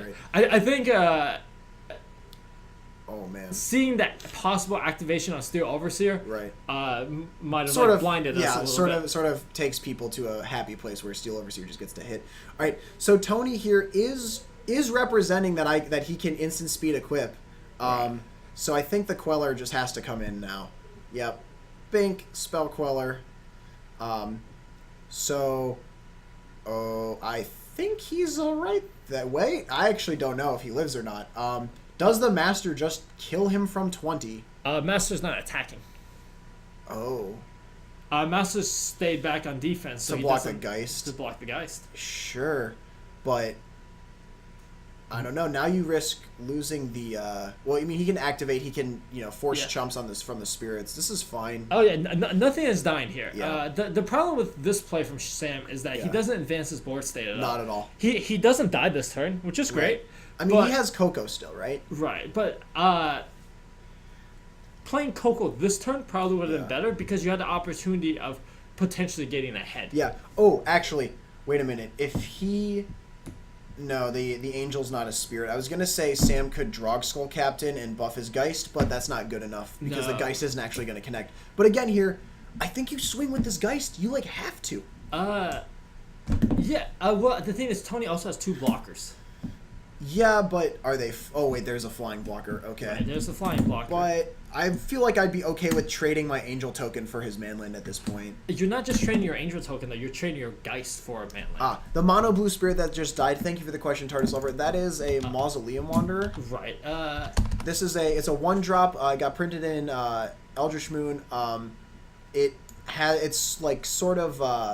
It's sort of like Curse Catcher, only it can be bigger. Mm-hmm. If you have instant speed ways to put spirits into play, so you can do cool stuff like flash in a spirit and now sack it and make your opponent pay 2, which is really good. This card is one of the cards that sort of pushed spirits a little bit to the point where Sam is playing it now. Right. Yeah, so here's the attack. So Sam going for the attack. Now you have the easy block. Master on Geist. Block the Geist. Free money. Right, and you also have the play of animate Blink Moth to block the Angel token and go to... looks like damage is going to happen, though. Right. So Tony choosing to go to 2 here instead of staying at 6. Yeah. Given that Tony is like... Oh, well, okay, I guess, like... The thing is like, Sam is sort of constricted on mana. He can only Coco, and if he doesn't hit double Coco, he just loses the game. But I mean, there are Cocos that allow him to win the game, though. Like, remember, what are you thinking about? With Tony only at 2, yeah, this means literally any flyer that survives will win the game. Right, but a flyer needs to survive blocking this massive board. Yes. So Tony needs to find an attack that presents at least 3 lethal threats. Right. And on top of that, because Sam has a lot of things that can tap creatures, he needs to not over animate. What are you thinking about that? And I'm that thinking he can have to tap stuff. If I was Sam, I wouldn't allow him to go to attackers here. I would Coco. I would Coco here and the one card that can tap creatures. Chad, if you can help us out, the 3-mana spirit that when another spirit enters the battlefield, you can tap a creature. Oh, I have no idea. It's Eldritch Moon. It's blue, 3 mana. Okay. I'm gonna pull up Gather in another tab here. And also. Hopefully, I'm not going crazy here. I don't know if Sam plays that card honestly. It seems okay. So, let's see. So it's a spirit for sure. It's a spirit. It's blue. Printed in Eldritch Moon. Okay. And it says tap target creature. I'm just gonna put tap target and hit search. Ding ding ding ding ding. All right. And you might be crazy. No, go up. All right. We're very puzzled.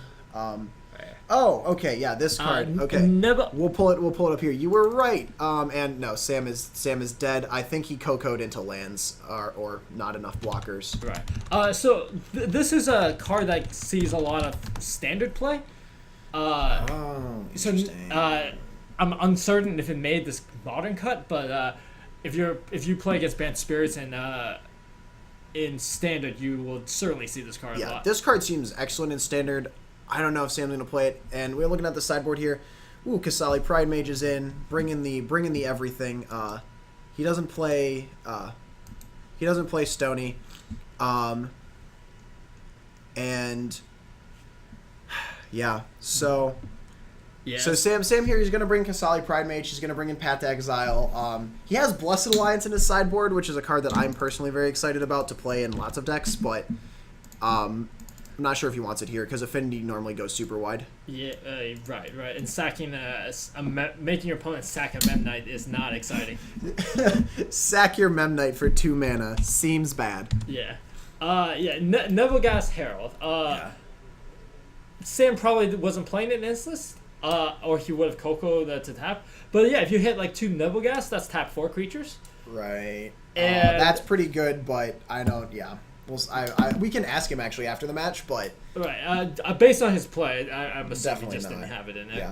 Yeah. The limited All-Star Nebelgast Herald. I mean, if you can draft enough spirits, that seems quite good. Mm-hmm. I personally have not played a lot of Eldritch Moon limited, so you're definitely the expert on the format here, Dan. No, I mean, like, when you have a lot of synergy with it, it's just, it's a reasonable card, especially like if you can prevent your opponent from like ever attacking with stuff. There's a lot of spirits that have flash, so it's reasonable. Yeah. Click clack 1 2 3 4 just traded out of Eldrazi Taxes for Affinity. Can't wait to play it.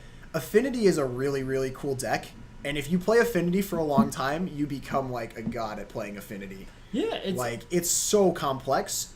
Sometimes you do just like win the game immediately, but like other times there's really intricate lines. Like we saw, like as was pointed out earlier this match, that like Tony could have won that game a turn earlier because of instant speed activating plating and on putting it on Inkmoth instead. Right, and I mean Tony's attack looked reasonable. Like right. He's threatening a lot of stuff, but he could have done that much better, and that gave Sam like an entire turn to possibly draw out of it. Yeah. Like, depending on how Sam's decks look, it wasn't unreasonable that he, Coco's, and like if anything survives, he wins Literal that turn. anything, yeah.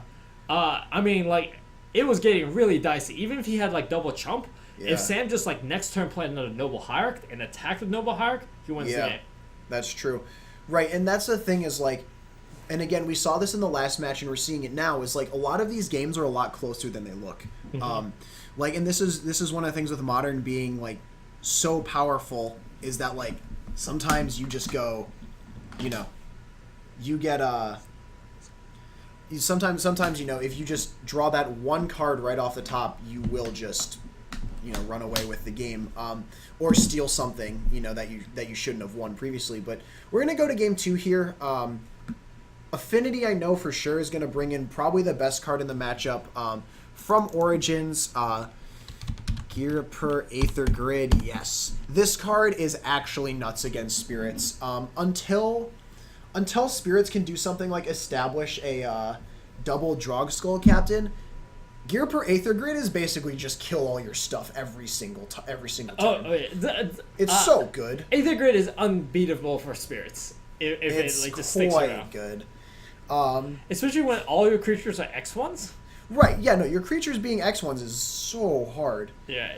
Sam really thinking about these. He's got like 2 lands of Coco and some stuff, but I don't know if he has a blue source, and like that's a Godless Shrine, so like The Godless Shrine is so bad. it's the worst land in the deck, but you need it to cast Lingering Souls. Right. No, I mean, This is actually not Banned Spirit, it is 4-color Spirit. We should make a modification to this. so it's banned Spirits plus 1 black source, so you can flashback Lingering Souls. I think he has a Watery Grave too, but yeah. Yeah. Sure. Okay, Banned Spirits with Lingering Souls, more accurate. Hooray! Yeah. No, so Sam looking like he's gonna mull to 6. I'm assuming he's on the play. Mulliganing against Affinity can be really hard, especially if you're like a tribal deck, because you might not even hit that critical mass that you need to like that you need to just do all your busted synergy stuff before Affinity just smashes you. with critical Well, play. I didn't see if Sam had Stony Silence. He doesn't play it. I Because spoke to him before. He does not play Stony. He plays other stuff. right, and that's the thing. Like when you mull against Affinity, like if you find your Ancient Grudges, if you find your Stony Silence or your Shadow Stones, it just doesn't matter. But if you're not playing those powerful like haymakers, You're done. you're just like I mean, he's got Masolium Wanderer, Path, and like the lands to cast everything. He's gonna be fine. You just have to keep that. Yeah, Yeah. absolutely. Yeah, so here we go, game 2. Banned Spirits with Lingering Souls versus Affinity. Sam Schultz trying to bring it back after missing on Coco and then just getting smashed by Cranial Plating. That card's so good. Yeah. Yeah, I mean, what it does is powerful enough, but the fact that you can instant speed equip it, I Yeah. mean, albeit with, a heavy cost. Right. But the fact that still. that's a play you can make is just absurd. All right, Tony here, gonna lead off on Mox Opal into Signal Pest. Notably, like we sort of mentioned before, Signal Pest into like flyers is not as good against the Spirits deck. Against a lot of decks, it basically just is unblockable though. Mm-hmm. But Sam here, not gonna have that problem. So here we go. Basic Plains, and he's got a Rattle Chains in hand. Here's an attack for 1 with that Maelstrom Wanderer. Tony gonna go to 19. So Sam here, obviously looking for a way to, put the pressure on quickly. I think you probably are priced into EOT Rattle Chains, just like, or Path, but Path like without another spell. Oh no, please. And yep, he's gonna go with the Rattle Chains. Untap, yeah, we'll put Rattle Chains up on the side here. It's a 2/1 for 2 flash flyer. Gives all your spirits flash, and when it ETBs, you make one of your spirits hexproof. It's quite good. Sam here, I would honestly be down to cast that Lingering Souls. Yeah, absolutely. Or play Selfless, but like Lingering Souls seems quite good right now. Lingering Souls and attack. He's gonna go with the Path into Selfless, I think. So yeah, Tony does have the option of putting this counter on a Blink Moth So what's Tony considering here is, does he want to sack the Opal as well? Oh. So Sure. that's what he's kind of pondering here. Yeah. He's not going to. Also, he also has the play of letting the path resolve and getting a land instead. Sure. The modular being a death trigger. Right. Right. Which is relevant against stuff like Kalidas and Sure. whatnot. But What are your thoughts on not taking the counter there? well, I mean, I can't see what Tony's hand looks like. Yeah.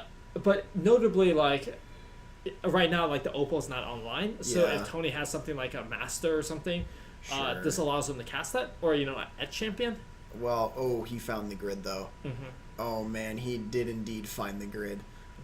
This is quite bad for Sam. If this resolves, Sam just pretty much loses on the spot. Yep. Well, yeah. I mean, he can only go like shoot one thing a turn. Oh, Tony also has a whip flare. Good call, Bappin's in the chat. Tony with all the sideboard here. Right. Sam So- has to draw Drog Skull Captain. Right. So now. allowing the path to resolve makes a lot more sense when you have Yeah. Aether Grid and Get shot, Rattle Chains. when you have Aether Grid and Whip Flare in hand. And this is so good here Yeah, and because he doesn't get to cast a Selfless Spirit with Flash. right. So Sam left the mana up for naught. Yeah, Tony with a very, very heads-up play of fetch on the stack, kill your thing that gives you stuff flash. Now, Sam could have played around this. He could have fetched in response to the Aether Grid Right. and then prevented this blot. But this is a play that a lot of people miss when they're newer to the format. Right. It's that you can respond to fetches. And a lot of Yeah. times that cuts your opponent Opponent's off mana, of mana. Yeah, so Sam here, this is a rough spot to be in. Like, it's pretty bad because right now this, his board is just going to get gunned down. Like, he has Lingering Souls in hand, but, Tony will get through those eventually. So Sam needs to find, a Lord effect pretty much right now. Right. I mean, the only saving grace is that Tony only has 2 artifacts right now. Sure. So you can only ping once. Yeah, I mean, if Tony had, a 4 artifact board, this game would just be over. Right, and he will if he finds another land. Also, he has actually, what he can do is he can animate the Blink Moth, and then the Opal turns on, and then he has artifacts. The Opal doesn't matter, right? The Opal just taps. Oh, you're right. Yeah, you're right. But but Tony here, he can just whip flare. Yeah, this whip. Or just play Ravager. That's fine too. Now the Opal's on. I mean, I don't think you whip flare now if you're Tony. No, you absolutely can You whip still flare. whip flare here. The problem with if you whip flare, you can't pay for the Mausoleum Wanderer. Yep, and Tony realizing that, and now just play another Ravager. This is getting out of hand, and I feel like Tony is probably going to win the game. Tony now has 4 artifacts that he can tap, so he's got 2 pings a turn. Yeah. Even if he plays this super conservatively, doesn't play the whip flare. Sam is so dead. Yeah. Here's the flashback on Souls. You are going to make blockers. He is going to attack here. I feel like Sam really is just okay, time to go fast. I guess if Sam, manages to draw Drog Skull doesn't help. There's 4 artifacts in play. What am I saying? So Tony can lead on whip flare here. Or he can he can do Whip Flare, and then he can play Plating. Right, and then if there are any weird shenanigans, you still have 2 pings available. Ooh. Plating. Dude, Jesus. Oh, this way, next turn you Whip Flare, and then you just... Ba-ba. Yeah, playing both Cranios is also fine because you can tap both of those Cranios. You still have 2 pings available. Yeah. Oh, I mean, he has 2 pings here, some from the Plating, some from the Ravager. Wow, yep, so Rattle Chain's going to go down just for free. And cranial plating doesn't care if it's tapped. That's the beauty of it, right? It still gives you massive power even if you're and Sam is on a Cavern of Souls Selfless Spirit in hand. So Tony's gonna untap Whip Flare, put both the platings on something and just kill him, right? Okay, theoretically the damage is 1, 2, 3, 4, 5. And so it's a lot. So the route that I've been advertising is the super conservative route. Yeah. Tony can just also equip both cranial plays, just go completely ham. I mean, I think he should. I think he should put both platings on and yep, here we go. Suit up those Ravagers. Make sure you have enough to Whip Flare.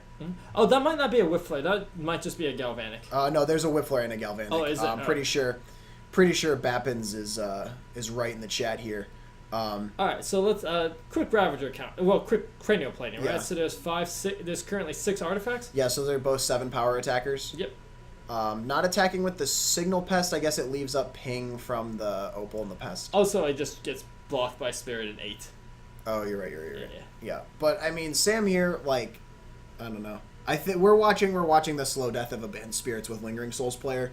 I would argue that it's not even a slow death. That's true. This is quite fast. So Tony's gonna animate and sack to the Ravager just to get it it out of range here, and then put the counter from the first Ravager on the second one because it does trade. But Cranial plating, importantly, not giving toughness. yep, that would be broken. But yeah, no damage here. But Sam is very just sort of okay. So he has a Spell Queller, I think. But this, But it does. I mean, it doesn't matter. yeah, none of these cards do anything, and Sam is just going to be dead here. Yeah. Well, quick count. So the Ravager has 3 power, right? A Druid Etched. He's a master. He can equip the other. Okay, so red, equip the plating. There's an attack, so it's 3 from the Ravager, 1 from the Pest to 4, and then 1, 2, 3, 4, 5. So 14 power attacker, This is attacking for 14. and it has 3 toughness, which makes the Spell Queller in Sam's hand decidedly bad. Yeah. And yep, he realizes what's going wrong. Yeah. Well, I mean, it's also And it's gonna get out. Gal Blessed. Sam is gonna give the hand to Tony as Affinity takes it over Banned Spirits with Lingering Souls in decisive fashion. Whew. That was something. This is why you should never leave home without lots and lots of shoot your guys and the interaction in the board, right? Like, Sam pulling out his Kasali Pride Mages, pulling out his paths, just wasn't enough. And yeah, wow. Jeez. Yeah, Tony, I mean, drew some of the best cards he could have possibly had for the matchup, like the Whip Flare and the Grid. Like, yeah, the Grid obviously just showing how insane it is. My personal experience with Grid, well, I was watching a friend play, but I was watching a friend play Affinity against Elves, and it was a beating because he had Grid and was just killing all this guy's Elves. Bappins, regarding the Spirits guy, should have played Selfless earlier. So what happened was Sam had 2 mana up to to flash in Selfless, but one of it was a fetch, and he had a Rattle Chains, and so he fetched so he could flash in Selfless, and Tony was like, cool, shoot your Rattle Chains, you don't have flash anymore. And it was really like quite an intelligent play because now he can't flash the Rattle Chains in, and then he was too busy doing other things with his mana for the rest of the game, and he just died.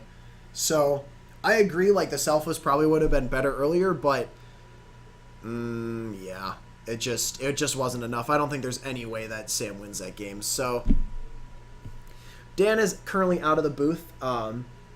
He is looking for another match as we speak, but so Tony and Sam discussing. Very difficult to I don't know. This is just a very difficult matchup for Spirits. Like, there's no way that you can like effectively combat Affinity if you don't have like the removal and stuff that a lot of decks do. And that's that's what's nice about playing Affinity is often you play the decks that don't have stuff and you just smash them. So, yep, Dan should be back any second with another match tonight. So we'll hopefully get some more decks on camera. El Snoop, can favorable wins be an option for Spirits? I'm looking for favorable wins right now on Magic cards. Oh, this card, sure. So favorable wins, I think, is probably the swap that you would make for that is the swap that you would make for that is probably Drogsoul Captain, and I think Drogsoul Captain is just so good. Yeah. So this is Drogsoul Captain. So yeah, it gives you hexproof. It gives your Spirits hexproof and lords them, so it's like almost a better favorable wins. It costs a mana more, but like it's also like on a body and stuff, so it's quite good. Dan is Dan is back, and do we have another match? We do. Well, there's a match in that I would describe as the death throes of Game 2. Okay. And they've agreed to get on stream next. Right, and it would be Elves against Black-White Okay, tokens. No, actually not Black-White tokens. Like Black-White control. okay, and who are our players? Our players are going to be Isaac and Scott. Okay, so we will wait for them to take their seats. I'm gonna guess that let's see, that Scott Morrow's gonna go to the right, and if he doesn't, I will be very sad. But yeah, so here come our players coming in for this next match. Okay, so I guessed wrong. Dan has corrected me. Scott Morrow is gonna be on the right, and on the left we're gonna have Isaac Sherman. So yeah, the Elves deck looked like your traditional. Who's on Elves? Isaac is on Elves. Alrighty, good to know. So yeah, the Elves deck looked pretty traditional. With your Heritage Druids, Quarter Calling, Sure. Collecting Company. The Black-White deck, I guess, has fallen slightly out of favor, but with Tidehollow Scholars, Flicker Wisp. Oh, so it's like It's Death like, and Taxes? It's like Death and Taxes, yeah. okay, Black-White Taxes. Do we know if he's playing Eldrazi stuff? Because that's a common include these days. It did not look like he was playing Eldrazi stuff. Okay. He had manlands like Shambling Vents. Oh, and- interesting. Right. So he's actually just playing like Black-White Hate Bears, basically. Pretty much, yeah. With his Zealous Persecution and Sure. options like that. Zealous Persecution seems quite good against Elves. Yeah, it seems I would say borderline insane. Also, this is currently 1-1, correct? Correct. This will be their game 3. Okay.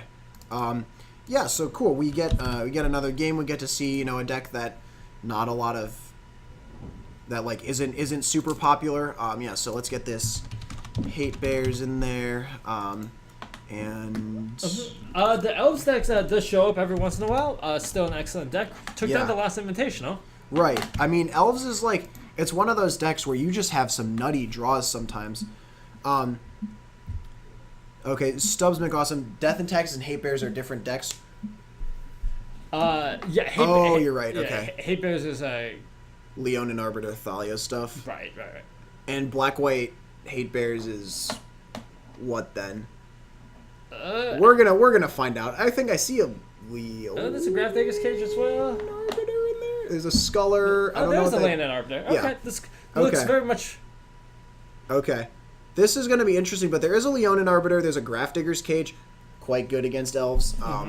Here, let's pull up Leonin Arbiter. This card is, regardless of sort of what taxing white thing you're playing in. Ooh, we're seeing the hand here. I see- 4 lands and a bunch of Elves. Right. Double Horizon Canopy though. Yeah, that can be painful, but there is a basic forest. Classic Elves. Turn 1. No, so Bang's Naughty Bits, this is game 3. Yeah. So this is This truly is post. post This is Sideboarding. post stuff. So there is an Aether Vial. So this, here we go. And I like this turn 1 play much more than the turn 1 Grafdiggers. Absolutely. Yeah. Elves is not doing stuff with stuff until, I mean, now if you play turn 2 Grafdiggers, I'm not going to be upset. Right. But that's going to be an Elvish Archdruid. So quite a powerful start here from Isaac. Like the thing is even if Scott does, like he's just going to be able to pay for Arbiter all the time. Also, Arbiter is very powerful when it can shut down land drops. That's a Sunlance in hand for Scott. I like this deck. Ooh. So I think the play here is probably Sunlance your Archdruid, play Cage. Yeah, Archdruid is one of the most powerful Elves cards in cards. the deck, just because it represents Yep. so much mana. Zap! And for those of you who don't know Sunlance, this card's a little. Just a white bolt with downside. I mean, it's not a. It's sort of a bolt. It's closer to like a. I don't even know. But Grafdigger's Cage here going to come down for Scott, and just in time too. Isaac, if he does have a land, he could have cast Collected Company, but now Collected Company is a very sad Magic card to have in your hands. Yes. Yeah, Grafdigger's Cage, one of the best hate cards for those kind of Yeah. strategies. It's just so versatile. The only thing that really doesn't catch you is Living End. Right. And to be fair, not a lot of people know that living end interaction, which can lead to some very sad people boarding in. So there's going to be an attack here. Oops. 19 for Scott. And Isaac, I think he's got a Dwynen's Elite. Yeah, so Dwynen's Elite, card from Origins, quickly found itself included in a lot of Elf decks just because it's very powerful in terms of making, makes 3 power for 2 mana, makes 2 bodies for stuff like Chord of Calling. Obviously less relevant now. Right. Because of the cage. Yeah, and importantly, point out also that the Dwynen's Elite trigger requires another elf to be in play. This is a new card that just got played here. Yes, this is a Concealed Courtyard. This is the black-white fast land. Yes. So this is the cycle of fast lands that was printed recently in Kaladesh. Again, very powerful cards. Fast lands are some of the most sought after cards in, people were really hype for this cycle because it's been so long since the original set, the original half of the 10 were printed, and I think they'll probably have a pretty big impact on some modern decks, right? Right. Some of them obviously better than the others. Yeah. The blue red one, very good. Okay, and so now we're gonna see a Tide Hollow Sculler from Scott, and only one real target here. yeah. The company is already dead, so. You take the Spell Sky, Yeah. and this looks like a pretty okay place to be if you're Scott. If I'm Scott, I'm incredibly happy to see this hand. All Isaac has are 2 Horizon Canopies to potentially draw into action. Yeah, which he's gonna do now. And so Sunlance is we've just been informed from the chat by Bits here that Sunlance is a color shifted Strafe. Yes, which is a does magic sound card. correct.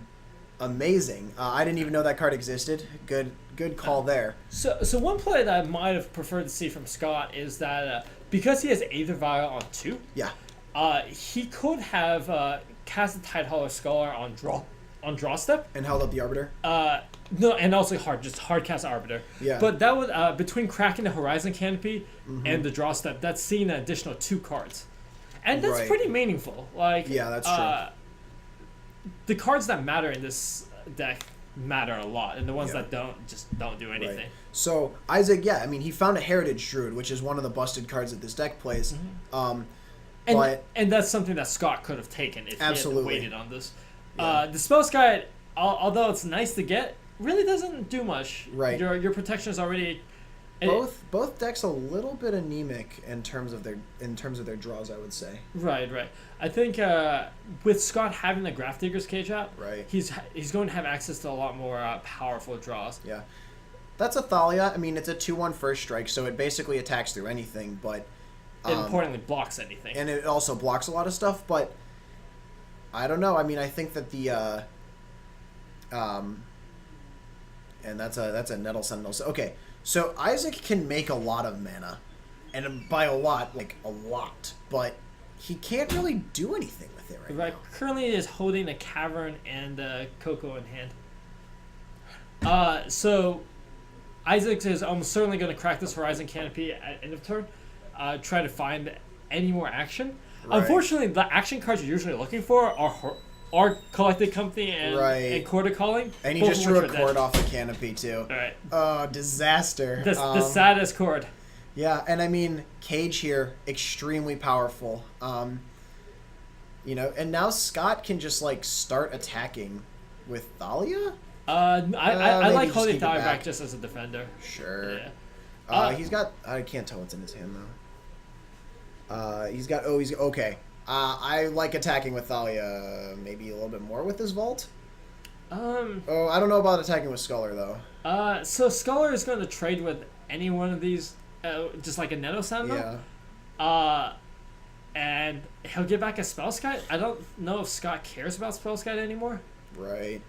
The thing is though is this does make Thalia very difficult to block. Yes. Because you have to you have to quad block it if you're blocking with X1s. Or no, that's not how that works. So you have to triple it. If you want to kill the Thalia here, you can just block it with 3 things: the Llanowar Elf, the Elf Token, and the Nettle Sentinel. And then if you block with the Sentinel, you're right. Yeah, you can still assign 1 point. So if you really want to get rid of the Thalia, I don't know how much you care about it though. Right, you're not casting non-creature spells. Right. I probably would have preferred to see Scott hold off on this attack for a couple more turns until he can really power through. I mean, he's got Restoration Angels, he's got Blade Splicers, he's got a lot of things that can go over the top, and he's in no I didn't pressure realize here. he had Blade Splicers in the deck. That's really good. So Scholar's going to die, Spellskite's going to go back to hand, and Scott's going to go to 23. Right. You're not really racing at this point. And Okay, and that's a Thalia Heretic Cathar. alright, a little bit of flavor fail here. Yeah, Having multiple two there- Thalias on the battlefield at once, guys. Call WotC. Uh-huh. Tell him to change the legend rule. Thalia Heretic. And There we go. Okay, new right. card. And one play that Scott also had available to him was to wait for Isaac to make a free attack, and then put this in at instant speed, so you can eat something for free. So that Spellskite needs to be tapped. Yeah, the spell Scott and the Llanowar Elf should be tapped. I'm not sure how much is going to matter, but if we were playing technically correct, Yeah. it should be tapped. So here's an attack with a bunch of first strike power. Gonna be a block there. Vault's gonna get activated. No, Vault importantly. Gain 5. Okay, so now it matters because he Yeah. had the spell Scott. Yeah. Okay. We'll see if we can stop this. Go, Dan, go fast. Run. Okay, yeah, so one of the things that we do here at Card Market is we sort of sit on the stream and we're like, oh no, people are actually not following the game rules. In this case, not sure if the guys noticed, but the Spellskite did need to be tapped when it entered the battlefield, so it couldn't have blocked the Cathar, which means that all this stuff has to get rewound. So fortunately, it looks like Dan made it there in time. And thank you, Dan, for being a legend. But so now we're going to do these attacks again and see what happens. Either way, Scott is going to gain 5 life. I think that's guaranteed to happen. So, yeah. So Scott will go to 28 from this attack. And I don't know, will Isaac just take all the damage? I guess he will. I mean, you're not really under threat that much right now. Right. And I think a block would be a little premature. I'm not sure what you can do to draw it out of this, but like if you draw an Azuri, you just. I think Azuri. Azuri is the thing you need to draw here. Right, No and doubt. Azuri with like very few creatures feels terrible. But Yeah. I mean, if you draw exactly Azuri now, you can block and then Heritage Druid out the mana Right. eventually. Yeah, I agree. Azuri is a draw step that Isaac really needs to hit. Scott, I think they're discussing with the judge what's going to happen. I'm going to put him back to 23, just because if the Spellskite can't block, like maybe the activation is different, all this stuff. Right. But yeah, both Thalia Heretic Cathar and Thalia Guardian of Thraben have first strike, which with Death Touch is extremely powerful. Right. You just first strike damage, assign 1 damage to every single blocker. But importantly, Thalia at most will get a 2 for 1. right. If you just triple block it, you lose. You just triple block it with 3 like idiots. yeah. of them will You mean the die. little baby Thalia. Yeah. Baby Thalia. Yeah. Bigger Thalia is much more difficult to Bigger Thalia will mess your day up because you need Yeah. to 5 block it. If quad you- block it. Quad block. Well, you have to And have the lowest power has to be 2. So you're right. trading a lot. Yeah. So you're probably, if you're Elves, you're probably quintuple blocking. Right. All right. Here's the attack, folks. This is coming for 5. Those guys are tapped because of the Thalia ability. But man, okay, this Grafdigger's Cage is actually nuts. Like if the cage doesn't exist, okay, so there's gonna be no blocks. If the cage doesn't exist, I feel like Elves already wins the game. Oh yeah, this would not be close if that Grafdigger's Cage was not in play. Yeah. So Isaac now is he's drawing to two things. He's either drawing to an Azuri, or he's drawing to some way of destroying The cage. The cage. I mean, if he draws a Rex Sage, Yeah, Rex then he Sage. goes ham. Right, Rex Sage would be an excellent draw. If he draws Rex Sage, he can play Rex Sage, and does he? He has the mana to immediately Coco. He drew a land though. Alright. Again, like Scott's not putting that much of a clock on him. It's a 3-turn clock at this point. Right. I mean, you can chump block with a couple things. Yeah, that's true. I would almost like to see him take down the small Thalia, just Yeah. because your position's not getting any better. Agreed.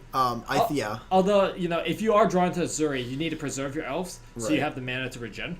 Yeah. So I would probably take another hit, go down to 8 before I Before you start panicking. before I start considering blocking. Yeah. Okay. So here comes the swing. Yeah, going to 8 is perfectly fine here.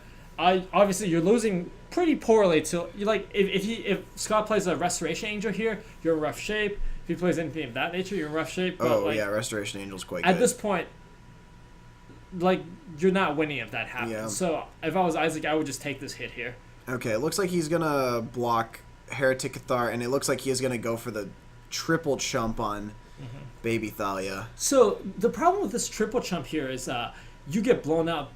I would say normally you would get blown out by removal, but you have a spell sky here.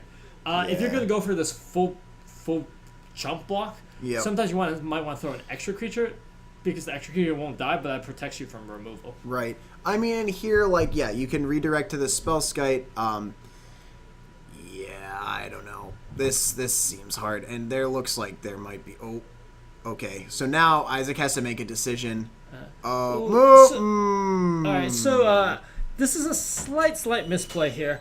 If Scott had activated Gavining Township, You mean Vault? excuse me, Vault of the Archangel, first strike damage would happen. He would kill 2 creatures. Yeah.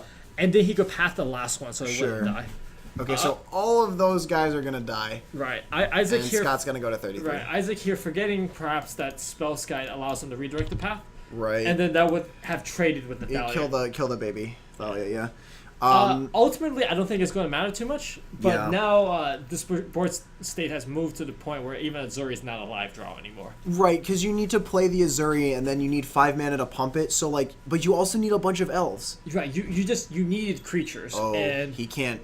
Oh, he cast the path, and it cost 2, and he only had 1 untapped. Go. okay, we'll see if we can go, back that up. please. Jesus. Oh my God, it's so far gone at this point. Yeah, SO63. Yeah, no excessive caps, but we appreciate the panicking. You definitely, Jesus. All right, we're gonna send out we gotta fix this, guys. Man, we didn't even catch that up here. I'm not used to Thalia-ing things, but Jesus. All right, fixed. Oh God! All right. Well, we're gonna sit here and watch this happen for a little bit longer. Oh man. Also, our friend SO63 getting just timed out here. We're sorry, SO63. You're 100% right, and we're sorry that Moobot just went off on you and just boosted all your messages out of the chat. like literally, like not even the ones with caps. Moobot was just like, we've had enough of this nonsense, and then just deleted everything he wrote so far. You're 100% right. Path costs 2. You can't do the thing. Oh man, and this is gonna be a hard backup too. This is going to be a reasonably difficult backup. This actually may work in Scott's favor if he doesn't cast the path. Right. I don't know, man. This is difficult. Whew. All right. Chat, you are actually the heroes of keeping Magic in a safe and orderly place. 100% on top of the rules. We are most obviously not on top of the rules as you guys are. Big yikes. Perhaps fortunately, there is a judging training here, so this is a good exercise in backups here. I happen to know that judge in training, I'm sure she's just has her hands on her head and is just like, why did you let this happen? But yeah, so we're going to pull up Thalia, Guardian of Thraben. Just like a multi-format all-star. Absolutely. Yeah. I mean... Thalia alone is, this holds, she exists. Yeah. She creates her own deck and legacy. Right. Yeah. No. Absolutely. And yeah. No. Thalia, very strong. This is a symmetric effect, though. That is what that means. You do have to pay for it yourself. Right. It comes up a lot in Legacy. People forget to pay for extra. their swords or something. There's also if you have Thorn of Amethyst or something like that, sometimes you forget to pay for it. Benjamin Berry, he drew for turn. Can you even back it up? I honestly have no idea, man. That is on our beautiful judges to decide, and thank goodness we are not the ones doing the judging right now. So, yep, there's pointing, cards, deck. Oh. Yeah. Brutal. If it helps, we do know that Isaac's 2 cards were Chord of Calling and Collecting Company. Yep. Ultimately, I don't think that this is going to matter. Yeah. Yeah, Isaac has a very rough shape here. Yeah, so, wow. Jeez, what's the fix? Okay, so they know what card he drew. Is where... Oh, so he's going to put some creatures back on the board. Don't forget the elf token. Mm-hmm. Elf token. Oh, we did it. We got. So the blocks are still going to be locked in. Yeah. Because the path was after that. So Right. The blocks will be still locked in. I don't know about that actually, Dan. Because the backup goes to the state where the mistake happens, right? So yeah, but it looks like he's just blocking like this. Interesting. Well, we'll perhaps go speak to the judges between rounds and see what the final ruling was. Can we go confirm life totals, actually? Because, oh, wait, no. He's going to do the thing. Oh, wait, no. Okay, so it looks like the judges are going to force the vault to be tapped and stuff. So actually, all of this happened after blocks were declared, right? Okay, so these are the blocks that get declared. Yeah, and I believe... Now stuff happens. Yeah, okay. and I believe Scott's sequencing was that he played the path and then activated vault. So we might just go back to... We might back up to Scott's has priority during declared blockers phase. Sure. Definitely after we see how this shakes out, we're going to need to get life totals from these guys. Yeah. Okay, so he is going to path for 2 mana. This will allow the Thalia to not die. Yeah. Again, Isaac choosing not to redirect the Spellskite. Which perhaps would be the more optimal play, but... Right. Those are going to die. The Spellskite's going to live. The Spellskite will live because of no Death Strike. Right. And then... I actually don't know what the round timer is right now, but it appears to... Like, our this might be... We're probably pushing into the end of turn. We probably have an extension, though. At least one. Yeah. Because that was a long break. But in any case, Isaac, drawing kind of thin here. Yeah, I mean, just like the Cage, dude. Like, so good. How do you beat Cage? Yeah, and I mean, Isaac he found a Phyrexian Revoker, but I don't think that does what you want it to do here. It can't... I mean, it's not going to turn off Cage. It's going to probably name Aether Vial, I guess? No, I would name Vault. Oh, you're right. Also, the so Phyrexian Revoker should come into play tapped. Tapped. Please. Please. Please. No, Dan, go fix it. I mean, if he doesn't go and block with it, then we're just going to say that it's fine. Wait, but what did he name with it? Okay, he clearly didn't name Vault. Life totals are a question mark at this point. May have named Aether Vial with it. Okay, he may indeed have named Aether Vial. We're going to put question marks on these. It's a lot to a lot less. Yes. I think that's actually a very valid description of it. It's a lot to a lot less. Yeah, Agent 00J, we are well aware that entities that come into play tapped. Isaac's going to take some damage here. How much? We have no idea. Well, he takes 5. We're just not sure what. Yeah, he takes 5, but we're not sure what he's going to. Here's going to be a follow-up Aether Vial. Which costs 2 mana here? Yes, please? Costs 2 mana. Oh, Revoker's non-land. All right. Benjamin Barry and Oinkster the Pig. You guys, again, just chat is god at oh, man. They're just... Yeah, okay. So here's a resto end of turn, but the Vial needs to cost 2. Dan, fix it. We can't fix it at this point. Okay. Yeah. Aether Vial there. Draw a card. Wouldn't have mattered. He had 6 mana available. Yep, you're right. And yeah, no, we are we're in a little we you know, colloquially we're in Clown City here. Sculler, look at your hand, take your stuff. Oh, the double cord in the Coco. The double cord. Stuff's McAwesome. I honestly don't know. To be fair, this is even for people who are very experienced playing this deck, it is extremely easy to forget that it affects your own things. Yeah, and Bappin's Vial costs 2. Oh boy. Yeah. Clown, yeah, generic-ish. You know, I'm. You know what? I don't mean to be rude to anyone. I just like this game has gotten a little bit sloppy. And I think that we're gonna see. Yeah, we've got one more draw step here. Yeah. Okay. So there's someone off screen pointing right now, and I think that's a judge. Oh yeah, we're gonna put up Phyrexian Revoker again. We got Phyrexian Revoker wrong. It can't name lands.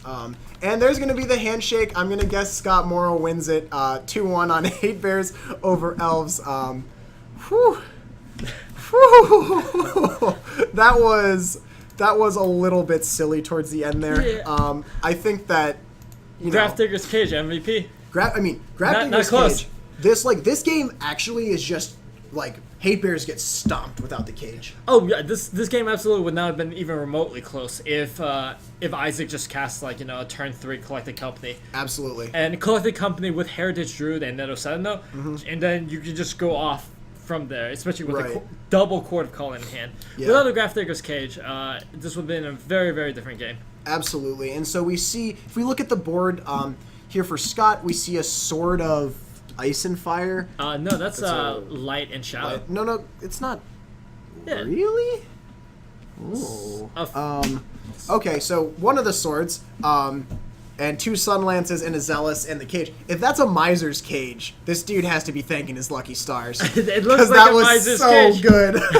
Like, you just, oh wow, my turn 1 play wins the game. And Scott, because the thing is like, one of the things with Elves is like, oh, okay, Agent 00J, it's a Sword of War and Peace. Oh, absolutely. Yeah, no, you're absolutely correct. Light and Shadow actually looks like Light and Shadow. Yes, that's what I just didn't know which one it was. Fire and Ice is sticky straight up. Sword Wow. of War and Peace. Woo, man, we are really man. bricking on commentary today. Yeah. Chat is saving us here.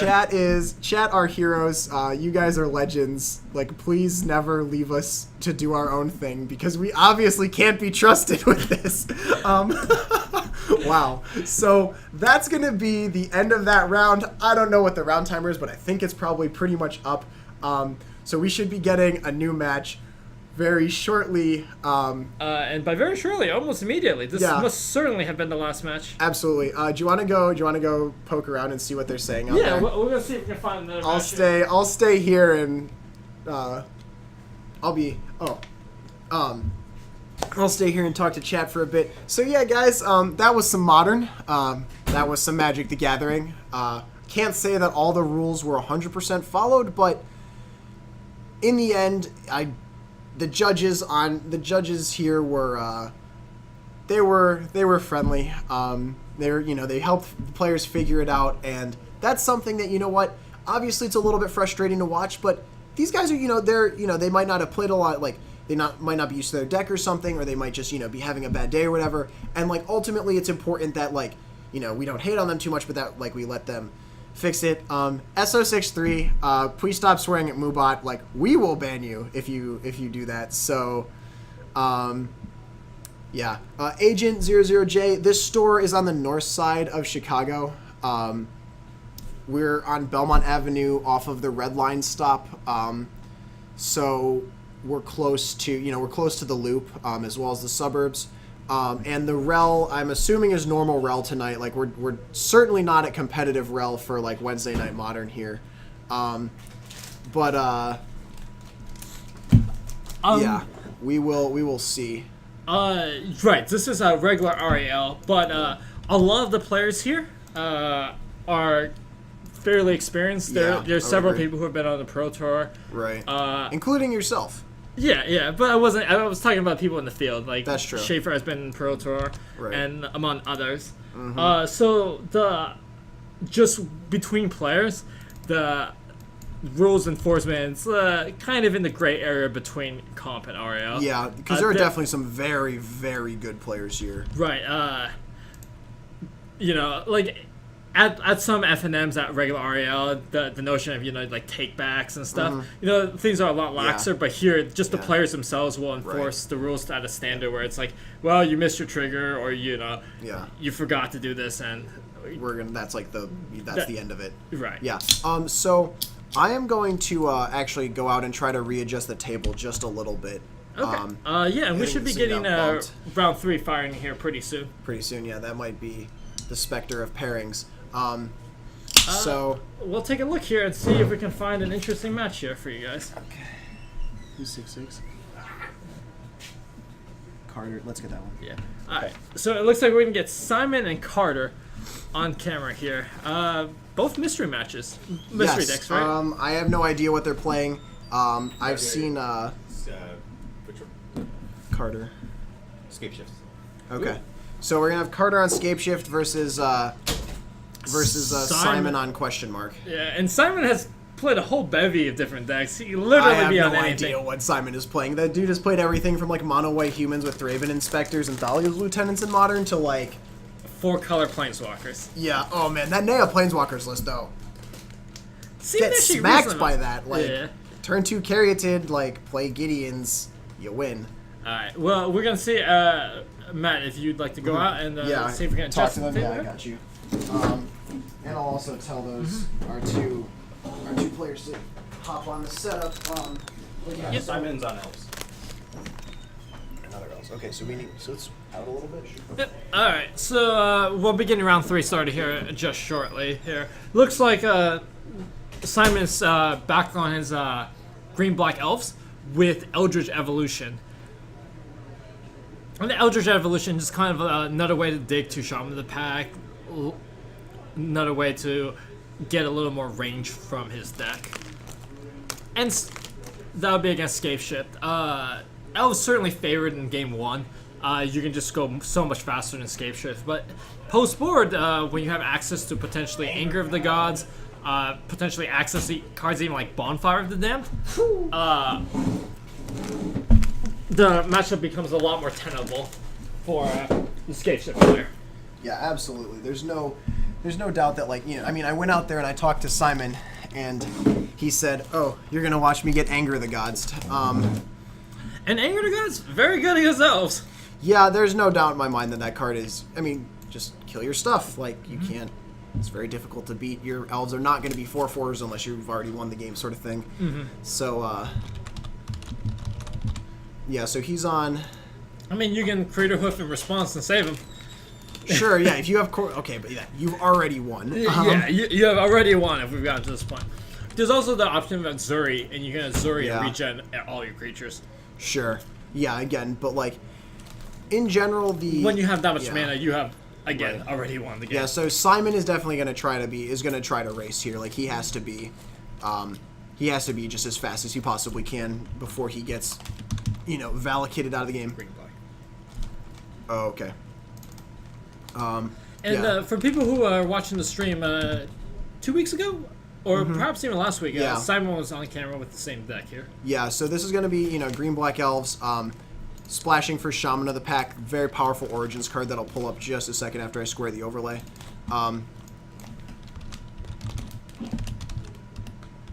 But, yeah, so Simon, playing the, let's see here, Shaman of the Pack, good job. All right, yeah, so Shaman of the Pack, is sort of like a mini Gray Merchant. Like, it doesn't gain you life, but it drains your opponent equal to the number of elves that you have in play, and it can be insane. If you draw multiple Shamans, you're usually killing your opponent from somewhere around 12. Well, yeah, and it just gives your deck so much more range, right? Like, it makes certain collecting companies absolutely brutal. If you hit double Shaman, I mean, if you hit double Shaman, it's like 4 mana drain you for 12. Yeah, 2/3/2s. Well, and not drain, just drain would be very good. Shoot you for 12. Right. Yeah. But it gives the deck a lot of range and closing speed. Both players rolling 11s as they go for who's going to play first. It looks like Simon does win the follow-up roll, but yeah, so, Titan Shift, I think, probably has to try to be the control deck a little bit here, and Elves is trying to go as fast as it can. Notably, like, Valakut, just randomly good against, like, just shooting all your creatures, even if you can't kill all of them first. Silver Messenger. Yeah, so Bolt here going to take out Simon's first elf. Classic, turn 1 Bolt your elf. And Carter actually has another Bolt, so here it comes. Zap. Yeah. Importantly, Simon missing his second land. That's not ideal. So, and that's, and the Heritage Druid here doesn't make him any additional mana.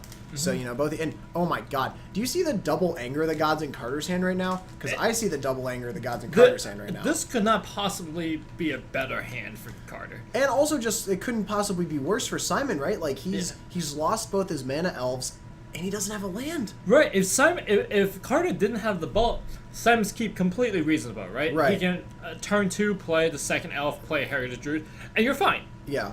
But with the double Bolt, draw a card, put a land into play, and Carter can also use this fetch land to... Or, sorry, he has a Cinderglade, so he can play the Cinderglade and suspend a search. So the ramp is real right now.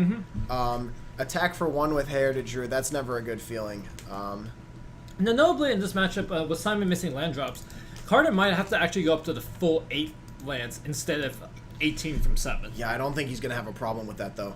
Yeah, this doesn't seem like He a problem. keeps finding lands here, and all he really needs is a Titan. Simon with like triple Dwynen's Elite. Yeah, so sorry, Carter gonna go to 18 here. Like if Simon gets to at any point play those, he can just make mana with the Heritage Druid and cast like his whole hand. Again, Carter has double Anger of the Gods though, so like, Even if Simon feels like he could potentially draw out of this, yeah, he can't. No. The Anger of the Gods would just be backbreaking. right. And the other thing is, so Carter's only one mountain away from like every other mountain turning on the. From every other mountain being a bolt and just shooting one of Simon's creatures. Yeah. So now, okay, Valakut is now online, so any mountain that Carter plays will just deal 3 damage. Yeah. Simon, not looking like he hit his land here either. He's probably going to have to discard, and that's... Yeah. Oh, no. Oh, he did hit the land. We'll see what he gets here. It might be... If he goes to... Okay, no, it's going to be Basic Forest. Simon, respecting the life total... Gonna stay on 19. So Simon can really dump his hand here, but again, like we said, there's not one Anger of the Gods over there. Right. There's 2. So Simon, how do you win? Simon's probably best play is Dwynen's Elite, trigger, tap the 3 elves, get 3 mana, play another Dwynen's Elite, Right. and then hope find a 1 mana elf to potentially tap those 3 and then go again. I mean, I think here, like, maybe this board you present it in a way that, like, Carter is afraid and has to anger now. Okay, Carter definitely has to anger now. Right. Unless he draws a Scape Shift, in which case he just wins the game. Yeah, that's a Colony Heart Does expedition. Colony Heart? Carter, to be fair, is a little bit light on cards that win the game and very heavy on cards that, like, kill your whole board. Well, right now, there are very few dead draws for Carter, right? That's true. The only draws that are bad are, like... What even are bad draws? I don't know. Because like Colony Hearts are good draws too, because he still has an active fetch. Yeah. No, and with the fetch, he can bolt stuff. Like, Yeah, like he can just hard cast a Search for tomorrow. This is perfectly fine. Yeah, and so this is going to enter trigger, and we'll see where that goes. And trigger Valakut. Titan Shift seeing an uptick recently in the local meta. I know at least one other person who plays it. Right. So the bolt is going to take down the Archdruid. Colony Heart. Right. If Carter's playing Through the Breaches, those would be dead draws. But other than that, like, lands are good, and your other cards are just more lands or, Primeval Titan, which just ends the game on the spot. Right.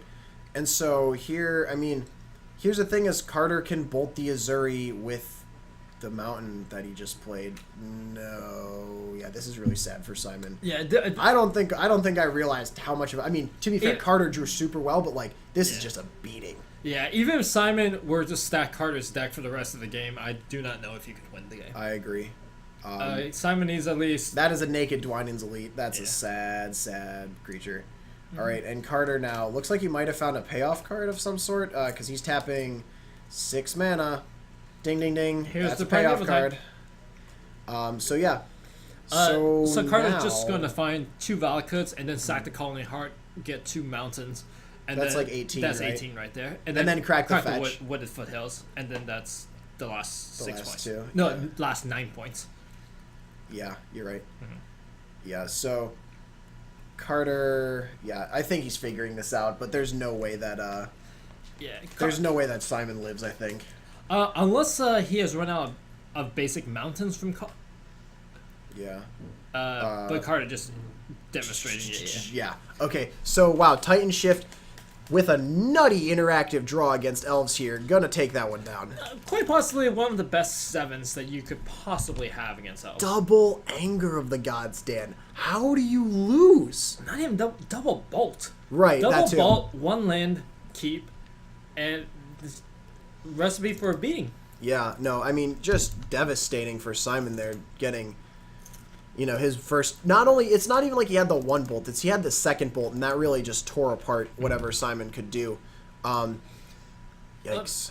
And, I don't hate the main deck Anger. One of your, one of the weaknesses of this deck is just things that race you very hard. Yeah. Burn decks, Affinity. Yeah. They can just kill you before before even your turn 4 ramp into Escape Shift. Right. And if you have Anger, that solves all your problems. Yes, your draws against are become a little weaker because you don't have as many. Yeah, your critical mass isn't as high. Your critical mass isn't quite as high. But if you think of a format that is very aggressive, and we're certainly into one, it seems like a reasonable line. Yeah, absolutely. And yeah, people in the chat discussing main deck anger, like, it is a great, absolutely fantastic meta call. Like, wow, you played Elves. Like, think about that main deck anger against, like, the Hate Bears deck that we saw earlier. That. So I mean, we saw, and also think about main deck anger against Bant Spirits that we saw like in our first round tonight, right? Like, or main deck anger against Affinity. Right. It seems insane.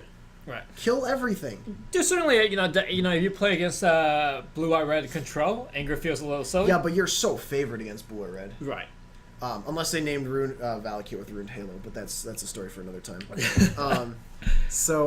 If you want to speak about inbred metas, yeah, I when mean, people go to Ruined Halo, ain't nothing wrong with a Ruined Halo now and again, folks. So here we go with players shuffling up for game 2 here. Yeah, game 2. Simon's gonna be on the play where you want to be. Yeah, and I think this comes down a lot to, like, does Carter draw the anger, right? Because if Simon can go really fast if he has a nutty draw. Yeah, and Benjamin Berry in the chat and Merfolk. Anger against Merfolk, still good. Curse Catcher makes it a little worse. But no, again, I'm never sad against those decks to just be like, cool, I'm gonna play Anger the Gods. Like, kill all your stuff. Yeah, Ruined Halo generic-ish is. Fantastic, maybe. Alright, probably not actually that great. This art, by the way, is some of my least favorite I've ever seen on a Magic card. It's incredibly disturbing to me, those eyes staring at me with their little not pupiledness and the creepy bald hair weird thing going on. Like, yikes. I honestly think that this is one of the least favorite card arts I've ever seen in my life. Really? Yes.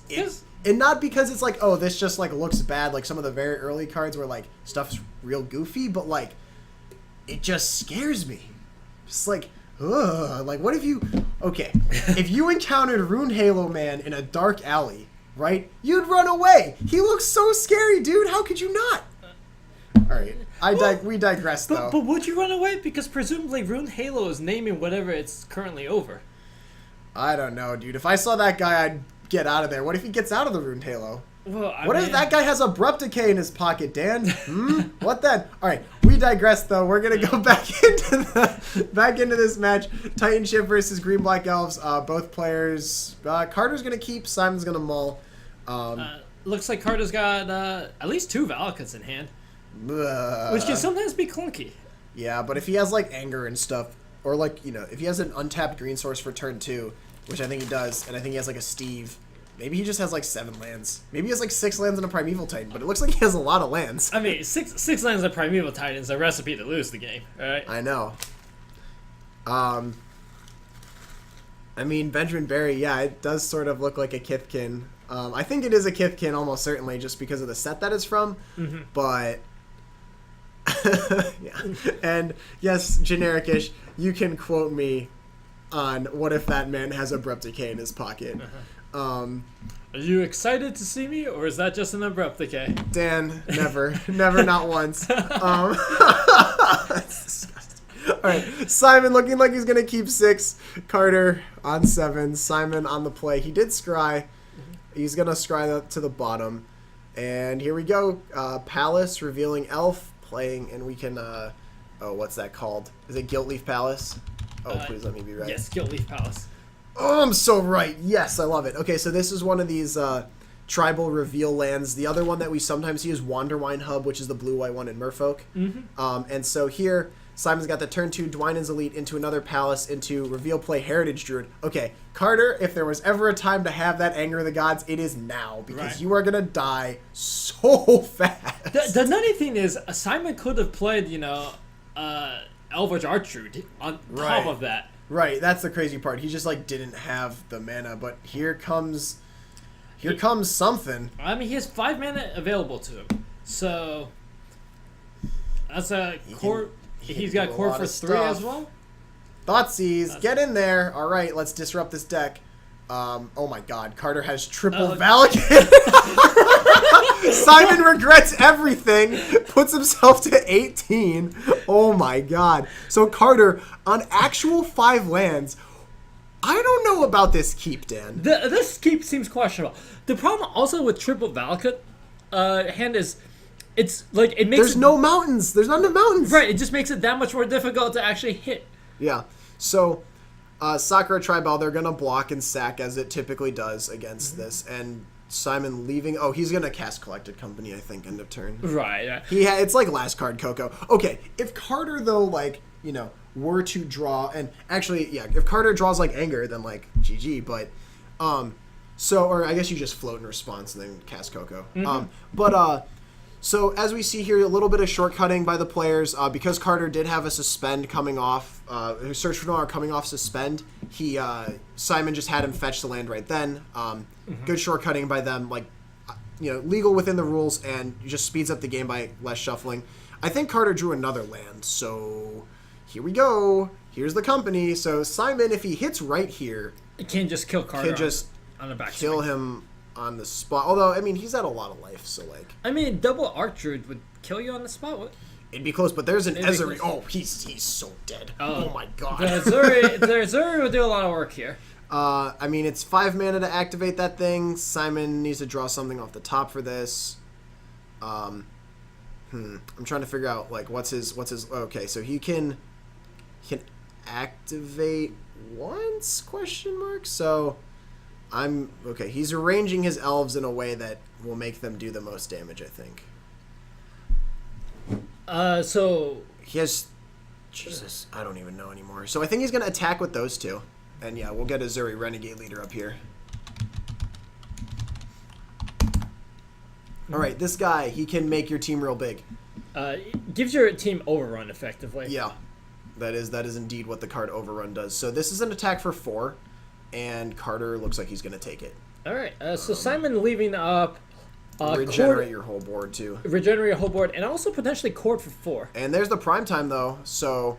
This quite possibly the best draw imaginable for Carter. Yeah, so he can get... I mean, he's not going to get more Valakuts, is he? I mean, he only has 1 left in his deck. Exactly. Well, if he gets 2 mountains here... He can just shoot the Zuri right now. Oof, that's hard for Simon. You gotta wonder if whatever Simon has in hand is possible to save him. So Simon has Court for 4 right now. You could cord for Spellskite. That is a play he can make. But we will see. So this is going to give him 2 bolts right now. Does he have double Valakut in play? Oh, no, they see each other. They coming see in. each Yeah, other. as So the there'll be fifth 2 mountain. bolts here. 2 bolts. One's going to go to Zuri. One's going to go to Simon, I guess? I don't know. Yeah, there's either you point both at Zuri, if you think there's some way to make it big. Oh, wait, no. If Simon can pump his team... Carter has a point both at Zuri. Yeah. Also, Zuri just pumps it, makes it bigger. Okay, Simon's going to Coco. Okay. Potentially there might be if he spell gets sets. another Azur... Oh, my God. Oh, wow. So if Carter didn't... I think the Azuri lived. No? yeah, Somehow it lived. If it- Carter pointed a bolt at Simon... Oh, my God. These Archdruids tap for 1 billion mana. Carter is just dead on the spot here. The Archdruid taps. Each one taps for 1, 2, 3, 4, 5, 6, 7, 8. 8. 16 mana he can pump the Azuri 3 times, give everything +9/+9, and wham! Simon into the red zone. Elves taking a game back from Titan Shift. Admittedly a questionable keep from Titan Shift, but like, did you see how much mana that was? Yeah, it was incredible. Oh my God. Man, we are watching exciting games of Magic. Right. Oh, you know what might have happened here? When even if Carter pointed both bolts at Azuri. Oh, he can Coco double Archdruid Oh, and no, pump. that's still not enough though. That is enough. That makes it Yeah. a 7. Yeah, Yep. that's... That is what happened. So Simon had to hit that, but wow, Simon hit that. Yep, and SO63 in the chat with the correct answer, right? Did you see that, or did you... No, I Okay. did not see that. Okay, so but Dan is going to claim full credit for the original solution here. full credit. Also, that last attack was enormous because Elvish Archer, both of them made this team +2/+2. Right, so the team's +2/+2. Oh, There's wait. 6... There's 5 attacking creatures. I think there's 3 activations.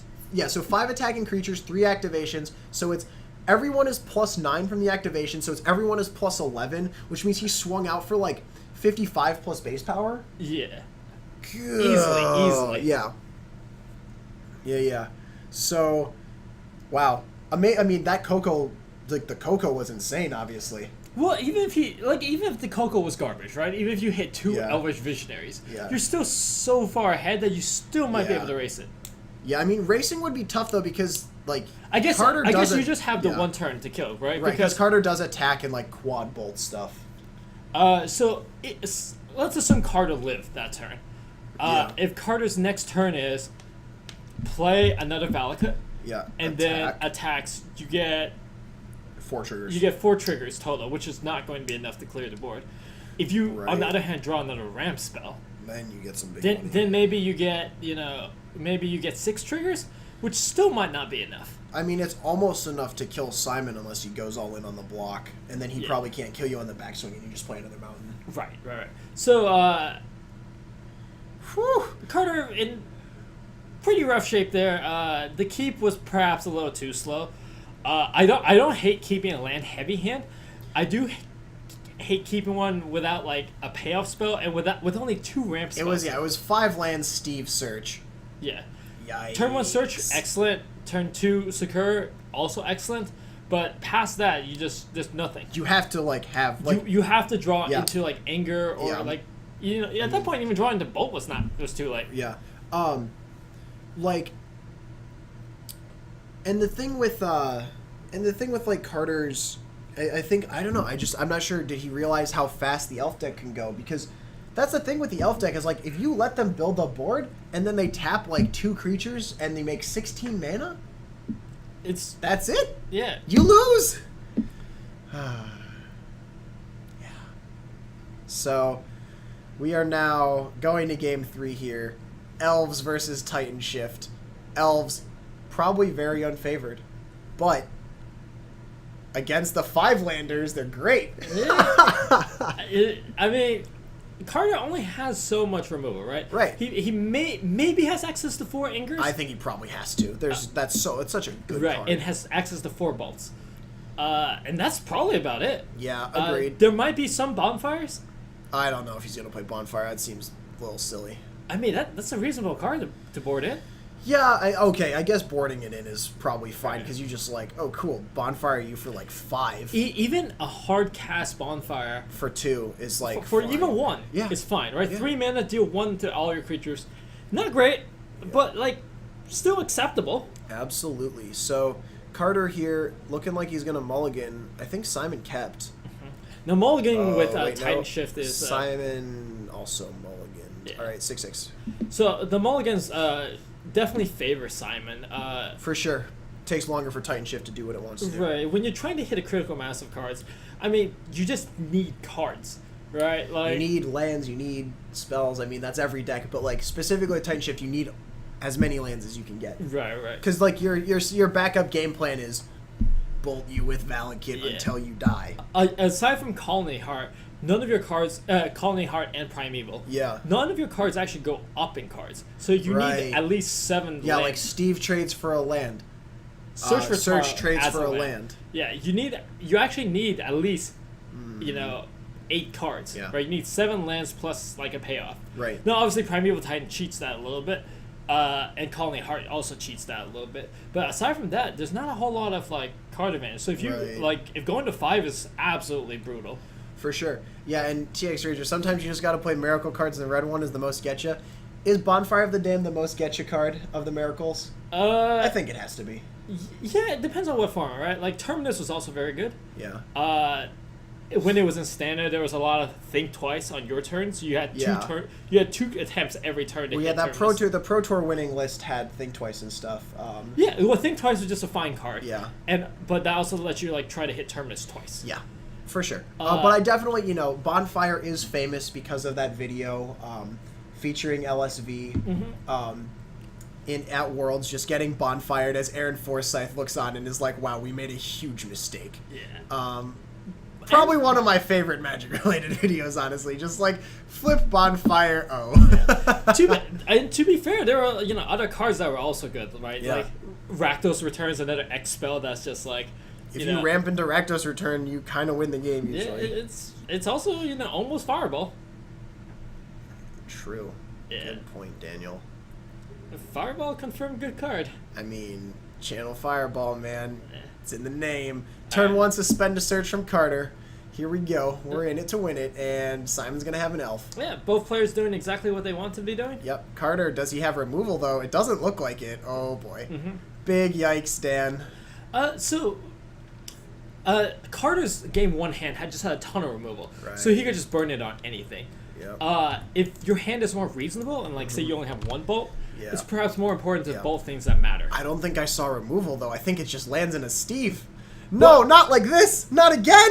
But, I mean, again, with Search for Tomorrow and Colony Heart, like, you can get there very quickly. Yeah, it's true. This is the fastest possible ramp you can get. I mean, it's fast ramp, but like, where's the Valakut?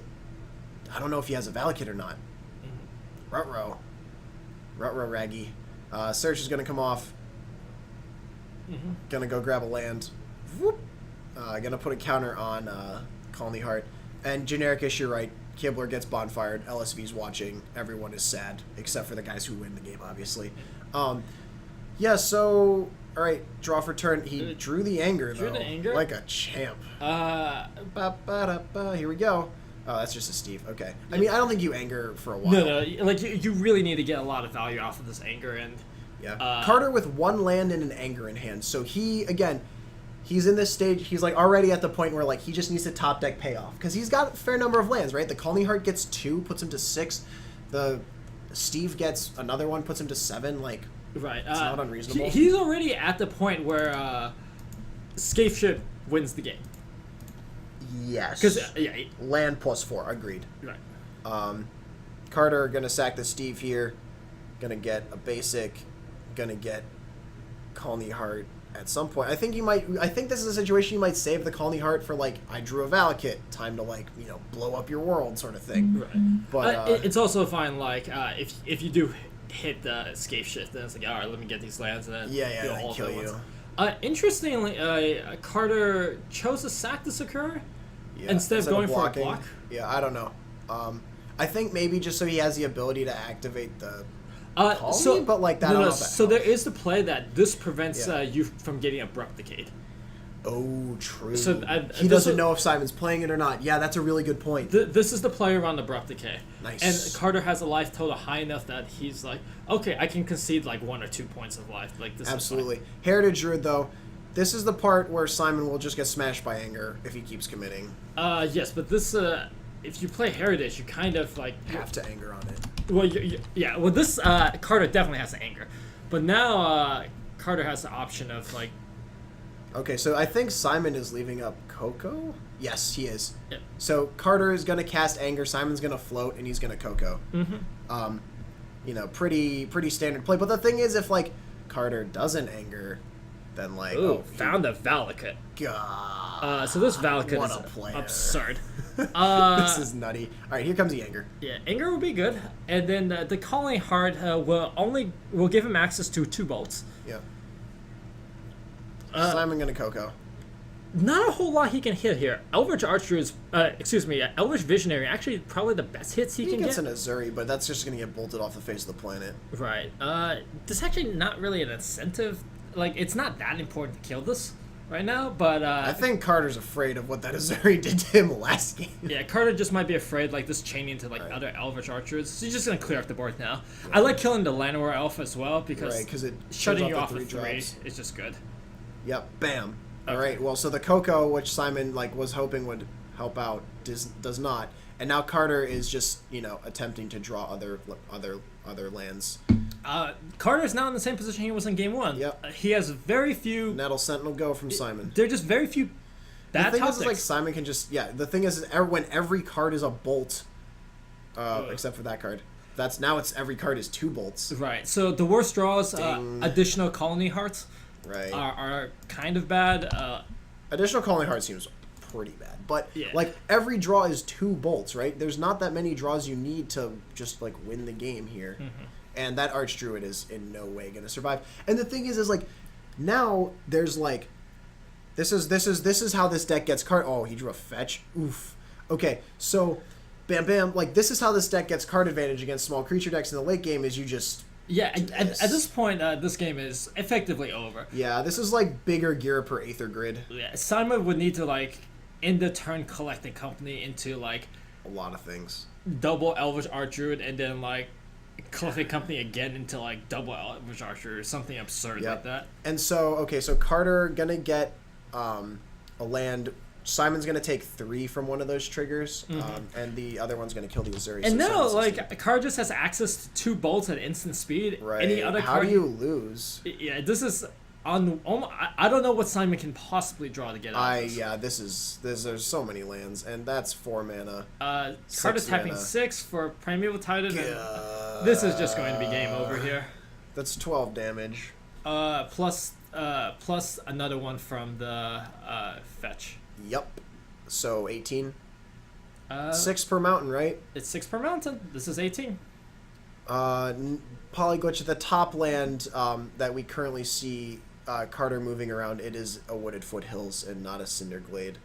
So Simon is probably just super dead. And by super dead, I mean he's 100% done. Unless there's no mountains left. No, he's gonna get that for extra power. So this is still 18. Now each Yeah. land is 9. Yep, each land's gonna be 9 here. All right. Yep, that Carter is taking it in pretty convincing fashion in games 1 and 3. Yeah, I feel like game 2 is a little bit of an anomaly. You want to hop out there and see if we can get something? Yeah, let's see if we can get another match here for round 3. Yeah, so Dan is going to go off into the Wild Blue Yonder, try to find us another match. Titan Shift, taking it down over Elves 2-1. We will see what we can get you for the rest of round 3. And then, of course, after that, we'll have round 4 coming up with all your modern... all the modern decks here. Carter showing his board, some Grafdigger's Cages, Anger, and another Anger, so only 3 Anger in the main. And then taking out 2 Bolts and a Calming Heart, which, like, I guess the Bolt sometimes isn't good enough because, like, you have to kill all the things and you only have a Bolt, but we'll see. I mean, we saw, like, Anger obviously doing a lot of work that game. Bolt... Yeah, I can sort of see the justification for cutting it. There's just not enough stuff. Like, and also Cage and Anger are super high impact. Like, that's where you want your sideboard cards to be, is right in that, like, we're just going to actually wipe you out and win the game zone. So, Dan, again, as I said, out of the booth, he is going to snag us another match, hopefully. If not, we'll kick it back to us, talk a little bit, and maybe get a short break, but... new match, the dream. Everyone just wants to see more Magic. Yeah, and of course we will also have a 4th round following this one. If you're just tuning in, this is Wednesday Night Modern at MTGCardmarket. We're located on the north side of Chicago, and off of the Belmont Red Line stop. We have approximately...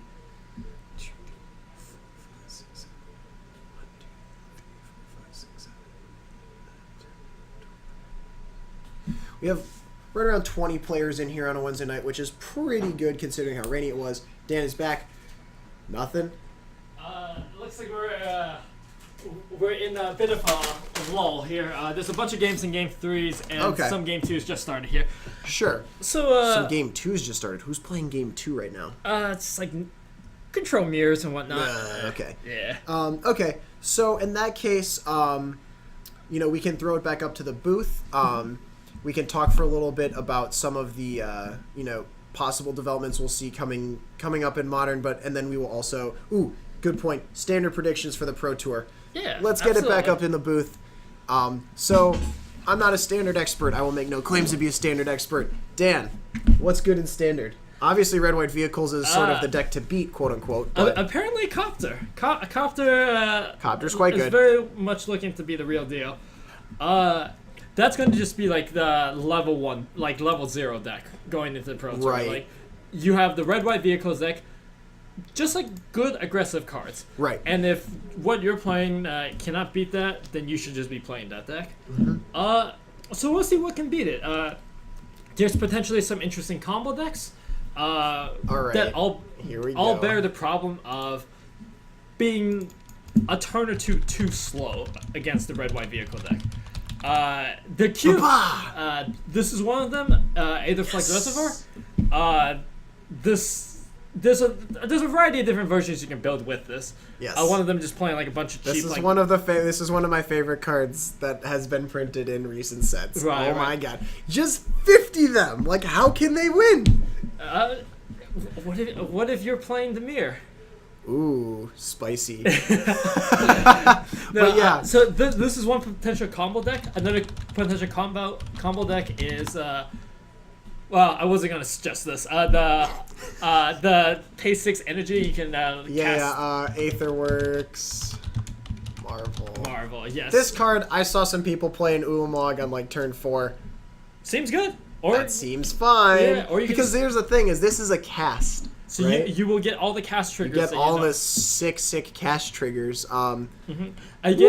Spicy. this has the problem of sometimes being a little too inconsistent. Right. And sometimes, even if you cast an Ulamog, you still might be dead on turn 4. Right. And also, like, this is like Collected Company, but with more investment. Right. This is Collected Company with a bunch of cards that you're hard-pressed to hardcast. Right. You can very easily draw the Emrakuls. You can very easily draw the Ulamogs. Yeah. And those are just uncastable, effectively. Absolutely. Yeah, no, and that's like, if you tap 6 and, like, you get a, I don't know, like, what are their, if you tap 6 and you get, like, lands in a Causal X return, like, that's not great. Right. This again has the problem with, like, it might just be too slow. Sure. So these are kind of your combo options in it. Your aggressive. There's several builds of aggressive decks. You have the Right. red-white vehicle. You have red-black. You have some people are going as far as Mardu. Yeah. If you want to have a weaker mana base. This is one of the cards that makes that red-black deck so good. Disintegration very good. If anything, just because the bolt to the face. Yeah. Just lets you race. Let you race, and just removal for opponent copters. Smuggler's Copter, by the way, is the card when we say Copter. This card is probably the most. Okay, the last time there were 32 copies of one card in a top 8 was when they banned Jace the Mind Sculptor. I'm not saying that this card is Jace the Mind Sculptor, but there were 32 copies of it in a top 8, so it obviously has a lot of utility, right? You have to have one power on board, and then you get to loot everything. But I think part of the reason that happened was that a lot of people for the week 1 deck metagame poorly. Sure. There was a lot of decks that you saw in the top 64. Yeah. That could not deal with a turn 2 copter. Just did not have the removal in their deck to deal with it. Sure. So you're saying, and when you say week 1 deck, you mean the SCG Indie. For SCG Indie, right? Yeah. Yeah, a lot of people just did not expect. Probably thought that there would be some aggressive decks, but that was the reason why a lot of the bigger Delirium decks just were not present. Right. The bigger Delirium deck just couldn't deal with it. It's like if you spend your first 3 turns ramping, you're dead. Yeah. I mean, you're dead to turn 1. Nerd Ape. Yeah, turn 1. Effectively Curd Ape. Yeah. And then curving out into a bunch of this stuff. Right. And it was just far too slow. Yeah. Also. I wouldn't be surprised to see. Right. And Aha! in the vehicles deck, some of the vehicle decks went as high as boats. Here comes the boat. Right? How can you? Which is a fine card. This card seems like it's really good as a mirror breaker.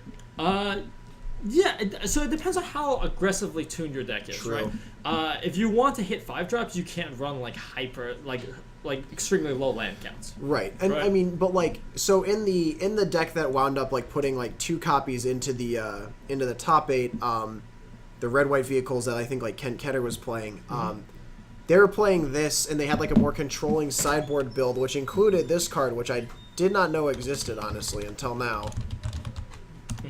Weaver of Lightning. Yeah, Weaver of Lightning, potentially an excellent mirror breaker.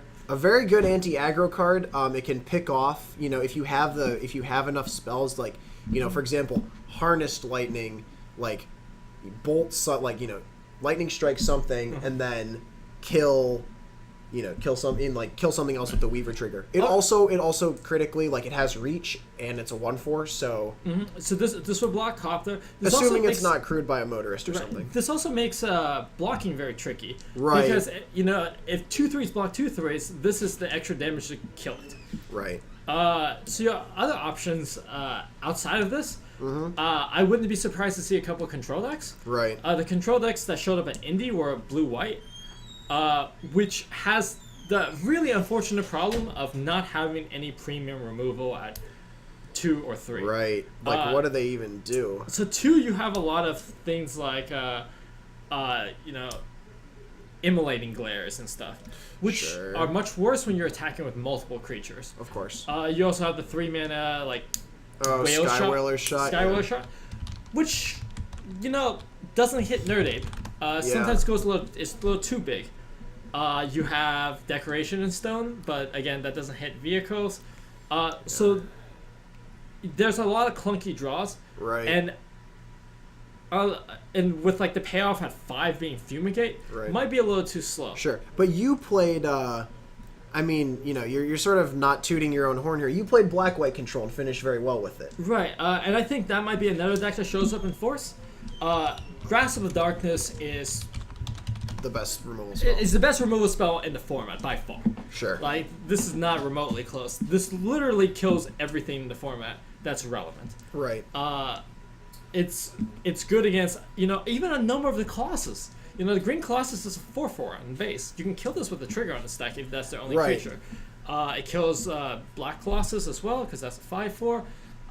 And, I mean, these are 6-mana creatures that you're killing. Right, and you're also, it's also cheaply costed enough that if you're playing the black sources, like, you kill their initial threat, like, Right. you kill their Copter, etc. Like, this is... So you think that possibly, a control deck, like a slower black-white control deck, could possibly be, like, the level 1 deck if the red-white, or if the vehicle aggro decks are level 0, then, like, black-white control is level 1. Might be level 1. Yeah. There's probably not enough payoff in black to be, like, mono black. Sure. So you'll have to go into another color. I feel like And white, you get, like, Anguish Unmaking and stuff, which is really good. right, You and get Sorin. You get Fumigate. Yeah. Importantly, you get Gideon. Gideon. Which, good. undoubtedly, there's going to be a bunch of Delirium decks that show up. So Yeah. Gideon has traditionally just been your best card against all Delirium nonsense. Yeah, I mean... Planeswalkers are very difficult to deal with. And you just, like... Yeah, and it clocks them so quickly that Right. they have a hard time responding to something like that. Back at the... later in the last season, Yeah. one way those decks kind of conceded to, like, having to deal with Planeswalkers is to Yeah. run To the Slaughter. But To the Slaughter is hideously unplayable against a lot of these aggressive decks. Right, I mean, Like- wow, I'm going to, like, sack my 1-mana... Sack, like, 2/3. Bomat Courier? Like, this... Right. It's embarrassing. Right, and, yeah, To the Slaughter costs a lot, and it will only, like... I could see To the Slaughter as, like, a potential mirror card for black-white, just because, like, this kills the Planeswalker, and it's, another way to do that, or, like, kill their only Right. Kalitas or something, but, like... And importantly, in black, you also get Kalitas. And Kalitas Yeah. is one way to turn the corner. The lifelink, incredibly relevant. And perhaps, like, what was really understated in week 1 was there's a lot of graveyard recursion. Just, like, Right. nonsense recursion. Oh, not that one. Other Kalitas. Like, this shuts down, like, Prize Amalgams. This shuts down Colossus. This shuts down, Scrapyard. Scrounger. Scrap Heap Scrounger, yeah. Yeah, so there's, I mean, Kalitas is, like, was good previously. It's even better now. Sure. And, like, this is, like, not even saying, like, there's just lots of other stuff you can run on top of this. You have, you can run as many Lilianas as you want. Maybe not too many. It doesn't seem that great right now. But Liliana against like the Kurdape, essentially the Kurdape, and that's like something apprentice. Okay, what's the name of the Kurdape, guys? Chat, please hear my cry. It's something apprentice. yeah, there's multiple apprentices. Metalwork apprentice. I think it's probably not this. Nope. Nerdape. Nope. Okay. Okay. Well, there's a lot. There's like 18 apprentices. of these. But, oh, I did it. Okay, Inventor's Apprentice. Great. But yeah, so that Did it. There we go. Nerd Ape, everybody. Yeah, so there's a lot of interesting options. There will undoubtedly be a couple of rogue decks. Like last time, people tried to make a zombie and vampire tribal work. Could be good enough. Yeah, it seems unlikely, given that like the faster a format is, the less time you have to really set up your huge critical massive tribal creatures. Right. But Prize Amalgam Haunted Dead is still very, very good, and with Kozilek's Return available, might see that being played. Critically though, Kozilek's Return doesn't kill this card, the Inventor's Apprentice, doesn't kill Smuggler's Copter, doesn't kill doesn't kill a lot of things, which is kind of a problem. Another deck that I was really impressed by was a Metalwork Colossus deck. Yes. Metalwork Colossus with I believe it was red-white, but if you run Metalwork Colossus in a red Gearhulk deck, it makes it very, very dangerous to have them mill 3. Mill 3. Bah. Take 33? Bah. And I mean, I want to believe, Dan. But, there's a lot of things, even if you hit another red Colossus, that's 6. If you hit, Right. Hedron Archive, that's 4. Yeah, I have actually played, I've goldfished or, tested on Cockatrice, so not super rigorous, but, I've tested some games with, different Metalwork Colossus decks. You can put this thing out really, really quickly. Right, you just play, some Prophetic Prisms. You also play, and this card is, one that I think we'll see play, and people, I think it's a low-key kind of good, is Cultivator's Caravan. What would it take to get Darksteel Ingot good? Is that, you can, turn it into a 5/5 if you have enough power and you don't need the mana anymore. Right. Cultivator's Caravan effectively taps for 4 for Colossus. Colossus. Yeah, that's great. Hedron Archive taps for 6. If you go, turn 2 Prism, turn 3, Caravan, turn 4, play a Hedron Archive, you're really close. Yeah, you're actually, I think you're there, yeah. So, turn 4 10/10s, not bad. Right. I don't know if you can play on turn 4. No, you can't play on turn 4 if you do that. Yeah. But I mean, again, this is why I like preaching to the choir about Kalidas. There's a lot of just shenanigans that Kalidas just stops. Right. Yeah. No. Kalidas obviously kind of. But nutty. Again, this could be a deck if you have a shell with enough removal that you don't die to Copter.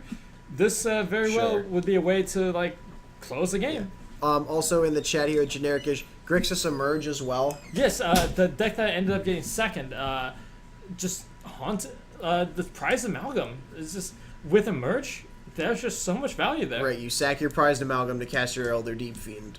Then you play Haunted Dead. And possibly flashback a Kozilek's Return. Right. Then you get Haunted Dead, out of your graveyard. And do it all over again. And you discard Prized Amalgams to Haunted Dead. That's a silly interaction, by the way. You're just cool, I'm going to Haunted Dead. You have... And that deck actually... Okay, this card is one that I'm, spooked to play against in Modern. Alright, Cathartic Reunion. Great in the Grixis Emerge stuff because you can discard, your Haunted Dead and your Prized Amalgams. Also, pivoting a little bit, this card is insane in Modern. Specifically Dredge. Yeah. The only real downside about cards like this is discarding the cards is part of the cost. So if this gets remanded, normally that would be backbreaking. But if you were going to discard these cards anyway, you could discard 2 Bloodghast, that's not really a 2 cost. 2 Golgari Grave Trolls, man. Right. Also, who plays Remand anymore, right? Importantly, also, since discarding is part of the cost, if you discard Golgari Grave Trolls, you can immediately dredge them back. So, you go discard 2 Grave Trolls, dredge 6, dredge 6 for your second troll. I'm sure you've hit a Narcomoeba and all your Prized Amalgams by now, so you can dredge 5 off a Stinkweed Imp too, and just congratulations. There's 8 power on board, and it's so ridiculous. Cathartic Reunion seems nutty in Modern, but also it's super cycling in standard. In standard, you just power through the deck. Mm-hmm. And whoop. Right, and it'll just be interesting to see what deck can answer the aggressive draws from red-white vehicles. Mm-hmm. Beating the aggressive deck is always sort of the first question you have to ask before you sleep something up. And the answers are just so poor right now. Sure. We might see a lot more of the Radiant Flames. Yeah. Radiant Flames seems like an alright answer. Yeah, I guess with Spellcaller down, Radiant Flames up. Yeah, again, the problem is like it doesn't hit any of Sorcery. these vehicles. So the control shells just get worse because like your sweepers no longer are true sweepers. Right, and the It thing leaves is stuff like, behind. you know, your opponent can go like, you can sweeper their, let's say they have like DePaula, Veteran Motorist, and Copter. Mm-hmm. You sweeper their board, you kill those 2 creatures. You got a 2 for 1, good job. They play a creature, Copter has haste, right? Like pseudo haste, right? They tap their dude, whoop, we're in it, like. Right, and unlike aggro decks of the past, like you have so much cards Selection. right? Like because aggro decks like, Typically are just once, drawing. Once you top. like do your thing, if they have like swept the first like wave, you're just like drawing 1 card a turn. Whereas now with like Copter, with stuff like Veteran Motorist seems good. with cards like Key to the City, like you're seeing a lot of cards. Yeah, this, and like, Veteran Motorist plus DePaula, which we'll go to next, but first off, this scries 2 into ETBs. That's that's like very, very good. That's fine. Okay, the other one is DePaula Pilot Exemplar. This, if you allow them to untap with it, You're gonna have problems. right? This can easily be like Because if you draw crew, 4. you can crew a vehicle with this, then like pay all your mana, swing with your Copter, do all the stuff. Like, And there's even- so much efficiency on this card. Right, even if you answer all of that nonsense, you know, drawing 3, drawing 4 off of this is perfectly fine. Right. And importantly, a downside a lot of these like tack effects have is like sometimes you have to attack with it. But with crewing in the format, you don't even have to risk this creature. Right, yeah, like you're just... Also, you know what's crazy, though, is if you crew a vehicle with Veteran Motorist, specifically Copter, and then you have a DePaula, You crew it again? well, I mean, you can crew it again, but also your Copter's a 5/5. Yes. Like, what? Mm-hmm. Like, And this can just be very... and your Veteran Motorist is a 4/2, although that's less relevant. Right. So and again, this is like one of the reasons why I like a lot of the combo decks might just be pushed down. If They're you're just not... Copter is huge. yeah, it kills you. There's not enough like fog-esque effects. Sure. There is fog in the format, 2-mana fog, but like Big shrug to that, though. exactly. Like the vehicles are just they're so fast. Like I was watching, I watched some of the coverage and it was like, okay, this vehicles deck just turn 4, you're in a position where you're either losing the game or like Very close to it. yeah, like they put you in a board state by turn 4 that you just can't really get out of. Yeah, but absolutely will be interesting to see what happens at the Pro Tour. Hopefully, we'll have some number of diversity. Yeah, I would like to see that. But yeah, I think round 4 is going to be firing here in about 3-4 minutes. Yeah. We're going to go grab some items to like drink and whatnot, but we're going to throw it to a quick break here. Yeah, we're gonna throw it to a quick break. We'll be right back though. Yeah, don't go anywhere. We've got an exciting final round for the conclusion of Wednesday Night Modern.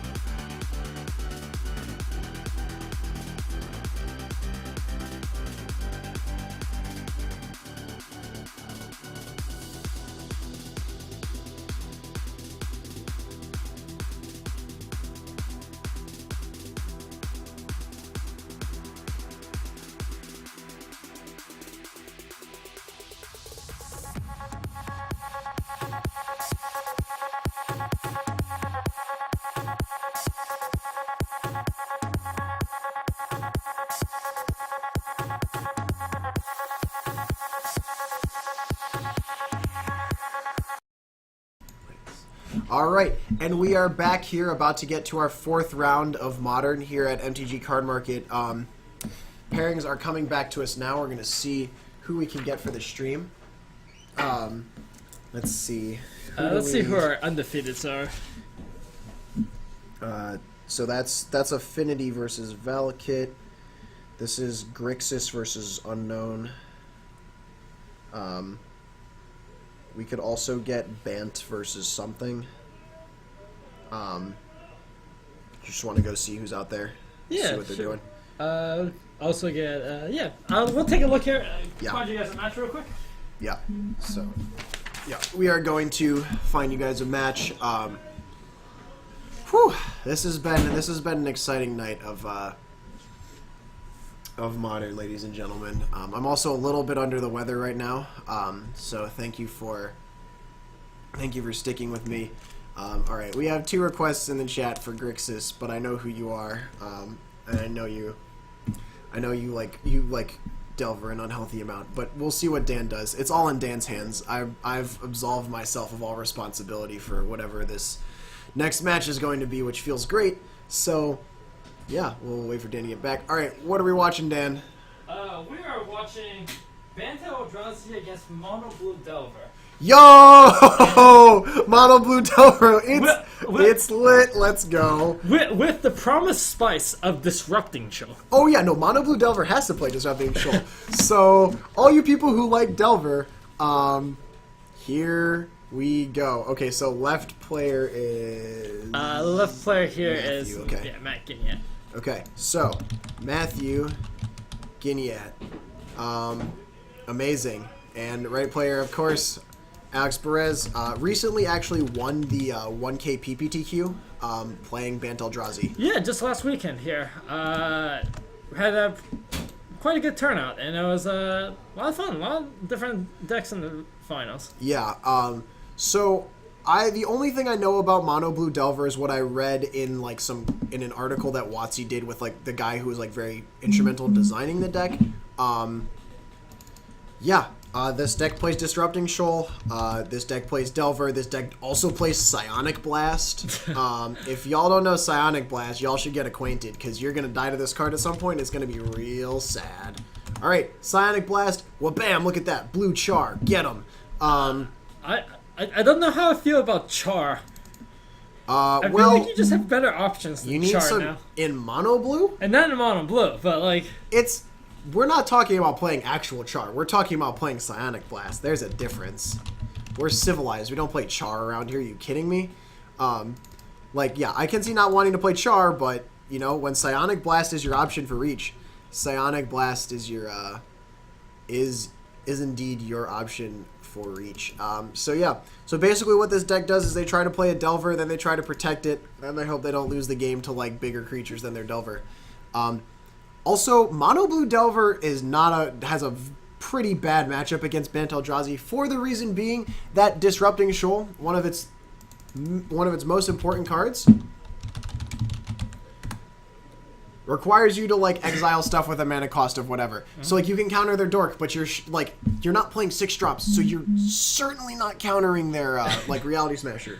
Yeah, and like or their Drowner. Even best case scenario, this is just Force of Will. Which, I mean, while a good You card... don't lose a life. You don't lose a life. Sure. While Force of Will is a good card, people forget, it does put you down a card. This is true, and this is why Mono Blue Delver tries to be aggressive and tempo-y. That being said, like, I'm really concerned for Matthew here. He's got a pretty big hill to climb. Yeah, when the Delver deck does not play turn 1 Delver... Mm-hmm. It's not great, especially Alex's hand looks completely reasonable. Right. He's going to have a turn 2 Matter Reshaper. There's a response to the Hierarch here, but I don't know if it's actually to do a thing. Yeah, also, good point, Benjamin Barry. Eldrazi runs Caverns. How do you Disrupting Shoal something that you get off a Cavern? I don't know. You still can cast Disrupting Shoal. Yeah, dude. Seems good. 2 for 0 myself. Let's go. Yeah, it enables Delve, so your dig through time costs less. All right, Dan. You're making me very sad because I loved Dig Through Time like it was my best friend. No, that was not a fun card. That's just because you played Jund. All right, so we got 2 2 mana. mana here. What is this card? Thing in the Ice! Here we go. All right. This is now my favorite deck. Alright, so- I'm a big Thing in the Ice fan. Thing nice, a good answer to a lot of the nonsense that the Eldrazi deck would be trying to do. Yeah, they definitely want to path stuff. But here comes a Thought Knot Seer. Gah, the turn 2. All right, so What's that full art, Dan? You're the full art wizard here. that looks like a negate. I don't know. In any case, this is not exactly a exciting hand for Matt. It'd be kind of interesting to see what he takes. I think he probably takes the probe. That's just like another. That's like a possibly a spell into a spell. Right. Oh, but he's gonna take. What's that card? Oh wait, no, it's 2 words. Yeah, that doesn't look like a negate. Oh, is that Psionic Blast? It is Psionic Blast. All right, there's a full art Psionic Blast. I guess you take that because then he can't blast your Thought Knot. Whoops. Yeah, here I'll go look for the Psionic Blast full art. Because that's not it, obviously. But the art does look like that. Thank you, Twitch chat. But yeah, obviously the Psionic Blast, the easy pick there. Ancient Stirrings. Showing off a probe there. Matthew to 15 here. Now, Matthew choosing not to cast a second Thing Nice before casting the probe. Yeah, I'm not sure about that. Yeah, So- that's this art. Weird. I had no idea this was a full art. I bet they're super cheap compared to other full arts. Right. So the Band Eldrazi list does run some number of, well, in the main probably runs the full 4 Path to Exile, and possibly even Dismembers, although the Dismembers are much more likely in the board.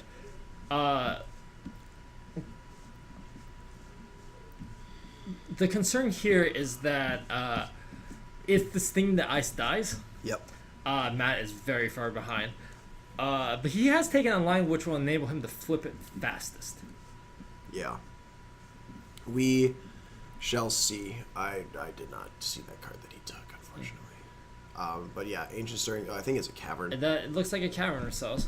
Cavern of Souls is very good against decks with counter magic in them. That's going to be a whopping 5 damage, and now the clock is down to 2 turns. So... With the Thing Nice on 2 counters, though, this it's not unreasonable to flip this pretty quickly. I don't disagree with you. That's going to be the Cavern there. Tap for, use that Soul Land, get that Matter Reshaper down. Yeah, absolutely. Whew. Incredible efficiency here from the Bant Eldrazi deck. The turn 2 Thought Knot, obviously, probably the best play that the deck has. Right. Fortunately, Thought Knot is leave the battlefield trigger, not a death trigger. So Right. once the Thing Nice flips, he will still get to draw a card. To be fair, that does let you displace your Thought Knot for stupid abuse. So. Yeah. So it's a pretty good card. We'll At leave least it at Matter Reshapers and leave the battlefield. that. Yeah. Mutavault here. Alright, so Matt just needs to cast 2 spells to flip this Thing Nice. Yep. But no! There's a path. Does he have counter magic? We'll see if Matt I has think he should counter have counter magic, or I think he loses the game though. magic. Yeah, I mean, Disrupting Show for 1 Oh, is good. goodbye. Ooh. Well, Yeah. So if Matt wasn't going to cast anything, he does have, remember, a second Thought Knot, excuse me, second Thing Nice was revealed off the Thought Knot. So had he played the second one, it would have given him some additional protection. right. Because he still could, Yeah, I'm work not sure. toward a flip Thing Nice. This, unfortunately, sets him behind pretty far. I mean, he's And- at 9, so if Alex has like any point of power that can attack here, he loses the game. Yeah, Matt doesn't lose to anything but Reality Smasher. That's true. It's unlikely Matt's going to trade this Mutavault for the Matter Reshaper, so Alex might just be... He's got a Cryptic. Oh, he's got a Cryptic, okay. This is fine. This saves quite a bit of life. It will tap down Alex's team, draw him a card. This also explains why Matt was hesitant to play the second Thing Nice. Sure. Because he wants to leave this man available. Unfortunately, I this. feel like you gotta slam that second thing, though. Right. You're trying to go fast. We'll see, we'll see. Mm-hmm. Cavern here, so probably naming Eldrazi. And I think that's another Thought Knot. Yeah. Nope, it's an Eternal Witness. Oh, he named Human with the Cavern. He's gonna get back Path. No, he might be getting back Ancient Stirrings. Oh, I think you get back Path. Okay. Well, I mean, Alex can get back Path because he knows about the second thing. Nice. Yeah. This makes it much more difficult for Matt to win. The Eternal Witness in the Eldrazi decks is like relatively, and by relatively I mean like it's now a couple weeks old, but it's like not recent, and it is It gives the deck a lot of reach. insane. Right. It gives the deck a lot of reach. It gives you the inevitability of like the sun coming up in the next day, because you have Displacer, and then you win the game.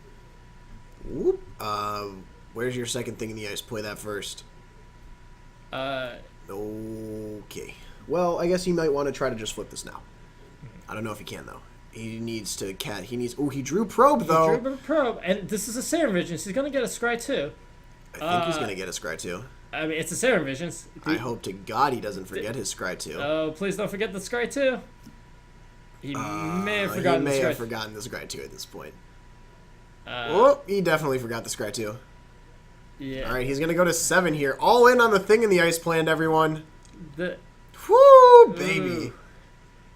Yep, gotta get that thing in the ice triggered to 2. So the play is to flip Thought Knot, or to flip this thing in the ice, crunch for 7, and then just get what, like smashered?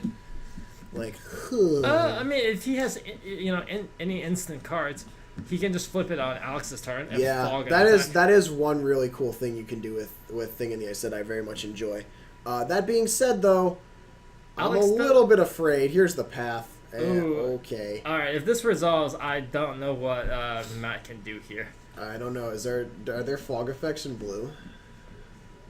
Probably, but none that come to mind. It doesn't help. Yeah. Well, I guess that's goodbye. Yeah.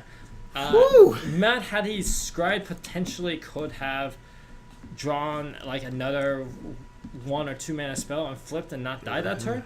But even not dying He's that so turn, far behind. He's incredibly far behind, especially with Alex with a path in hand. Yeah, and that's why Eternal Witness is just so insane. Is like, that's the one thing that Bant Eldrazi like lacks sometimes is enough removal. But now you're just e-witnessing stuff, and it's great. I mean, E-Wit is powerful because, not only do you have Displacer to get absurd value from, Yeah. you can also just like E-Wit back an Ancient Stirrings, which lets you dig another 5 Yeah. deep, like. Yeah, for sure. Or if you have what you want in the graveyard, right? Just E-Wit back any variety of nonsense. You can E-Wit back your Thought Knot if they kill it, right? Like, you can E-Wit back your Smashers, like, and give them haste, like, or like it has haste, right? So like, I don't know. It seems like a very good addition. I feel like the deck sometimes has trouble casting it, which is why the Alex put one of the Caverns on Human, but like that seems fine. Or I guess, yeah, I think it's a Human Shaman. Let's see. Eternal Witness. Human Shop? Alright. Yep. So, just... Yeah, Oh, boy. This is why this matchup is so hard. yeah, it's just any deck that tries to go long against Thought Knots and Reality Smashers It's going to have a bad time. is pretty rough. Yeah. So, Yeah. hopefully we'll see like a Disrupting Shoal, because that card's really... I'd like to see, I'd just like to see it cast once, but... I think the best use of Disrupting Shoal is probably like 1-drop your Hierarch, or 1-drop your Ancient Stirrings. Right. But I mean, the nice part about Disrupting Show is like, you still hard casting it for like, for 1 or 2 is reasonable, Sure. and anymore it becomes kind of unreasonable to like Yeah, hit properly.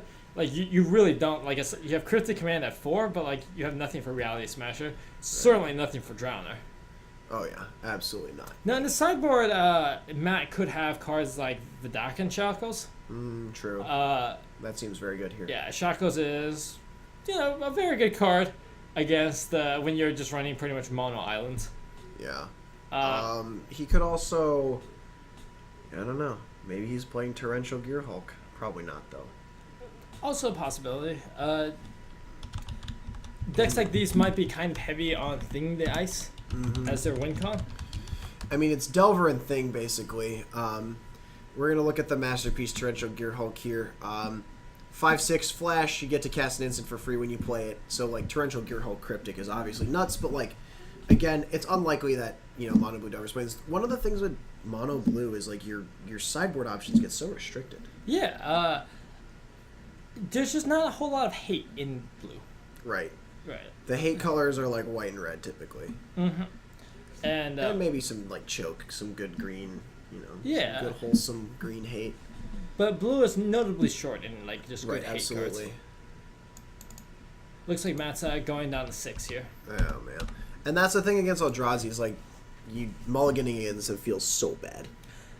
You have to, like, that there's going to be a Thought Knot on, like, turn 3 or something. You have to be able to deal. Yeah, it's just a lot of the Eldrazi threats are really just efficient. Yeah, very much so. Compared to your cards, which are, kind of reasonably inefficient.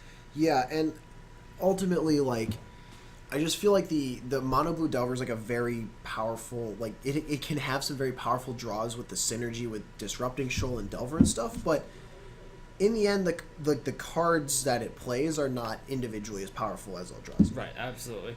And lacking the turn 1 Delver play really means you just don't have a clock. Right, and that's obviously so bad. Mm-hmm. And that's kind of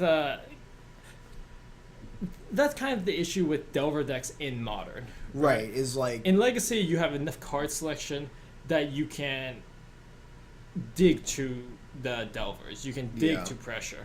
Whereas in Modern, you're by building a Delver deck, you're constraining your deck design to support that. Right. And if you don't have it, Yeah, all of you a sudden can't- you're missing a vital piece of your plan. And you can't manipulate the top of your library to consistently flip Delver either. Right. So the Delver flips are kind of blind flips. You're locked into playing a number of instants that would support a Delver. Mm-hmm. But All right. we're gonna actually take a look at Alex's hand. That's one nice thing about Gitaxian Probe is we get to see what's going on in people's hands, so we know what they can do. And it looks like Alex has quite a good hand. Turn 1 Ancient Stirrings, turn 2 Reshaper. Right, and the Ancient Stirrings, depending on what Alex draws for his turn, he can either find another creature, or he can find potentially another temple. Mm-hmm. But yeah, Enable him to crank that Drowner out on like turn 3. Turn 4. Turn 4. Yeah. It's just 2 head, but still, yeah. So draw a card here, and then we'll see what Matthew. I mean, assuming he's gonna play an island, right? Yeah, I mean, like There we go. And the pass. Oh boy. So this is. I mean, maybe he has like Spell Pierce. That could be fine. I mean, Yeah. it doesn't stop the. Okay, Brushland, Ancient Stirrings. So, right player, life 19. So Ancient Stirrings gets to resolve. A little bit worried. I can't see what that card is. I cannot either. Or maybe I couldn't tell. Yeah, sorry guys. Not sure what that is. But here comes, I think the next best thing is that a Thing in the Ice gets played right now. Mm-hmm. But no, another pass. So now this is going to be a Matter Reshaper turn for Alex. Yeah, looks like Matt might be leaving that Mana Lake. Sure. And whoop. No, this is a remand. Okay. This would be a much better remand if there were a Delver attacking right now. Yes, although that statement is almost always true. Sure. But just like, you can tell like the Mono Blue Delver deck wants to do things with Delver. Yeah, a Delver There's deck, a pass. you're building the deck to Yeah. be attacking and then have answers. Cavern. And that's going to put an end to this counter magic nonsense. And that's going to be a Thought Knot. Gah. Mm-hmm. Get got. I think you might have gotten that off the engineers. And wow. Ooh, there's so much counter magic and so little anything else. Mm-hmm. Critic Command's going to get exiled. Deprive. Remand.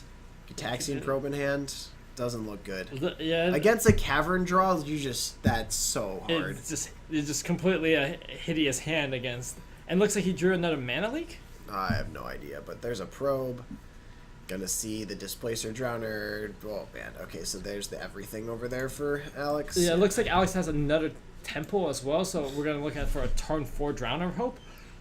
This game is quickly getting out of hand. He didn't deprive it, TX Rager, because the land at the top of the screen is a Cavern of Souls on Eldrazi, which makes it's very difficult to see on the stream, but there is a cavern, so yeah, Alex just gets to cast that for free. It's not great. Matt Smash. did have the option of remanding it just to cycle. Sure. I mean, at that point, you have to, like, just use the mana. Mm-hmm. All right, that is the Drowner. Oh, boy. Yeah. So this is very quickly going to be lethal. The Drowner's 5/9. It's almost lethal right now. Obviously, Smasher gets him dead. Yeah, Alex has 11 power on board, and Matt has 11. He can always activate the Mutavault, but Mutavault would just get tapped down by Sign. Yeah, oh boy. And another pass. This just feels helpless for Delver. So much counter magic, and there's a Cavern of Souls. Watsy, why did you print that card? I'm a little bit salty still, but like, bam, Cavern. Yeah, Alex can even play Displacer for protection. Whoop, there it is. And now he can flicker things. He can flicker the Mutavault and get in Here for the. comes the beats. Yeah, I'm a little surprised Alex chose not to attack with the Scions. Oh, well, I mean, I think he's going to win the game, but yeah. Yeah, at this point, I don't think it matters that much, but it could represent 2 free damage. Matthew to 3.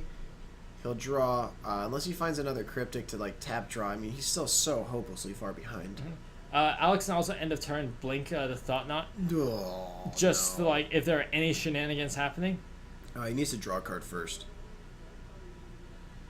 Yeah, I think Alex reminding him that Yeah. he'll stack the trigger so he draws the card first. Alex is an incredibly courteous player with regards to that stuff. And it looks like Matt's just going to scoop it up. Whew. Alex is going to take the Cryptic Command, Yeah, and then that's just going to be that's gonna GG. be We'll see if we can find a final match to close us out tonight. Yeah, we'll see if we can get one more for you guys. That one, a little bit of a slaughter. Bantaldrazi beating the crap out of Mono Blue Delver, 2-0.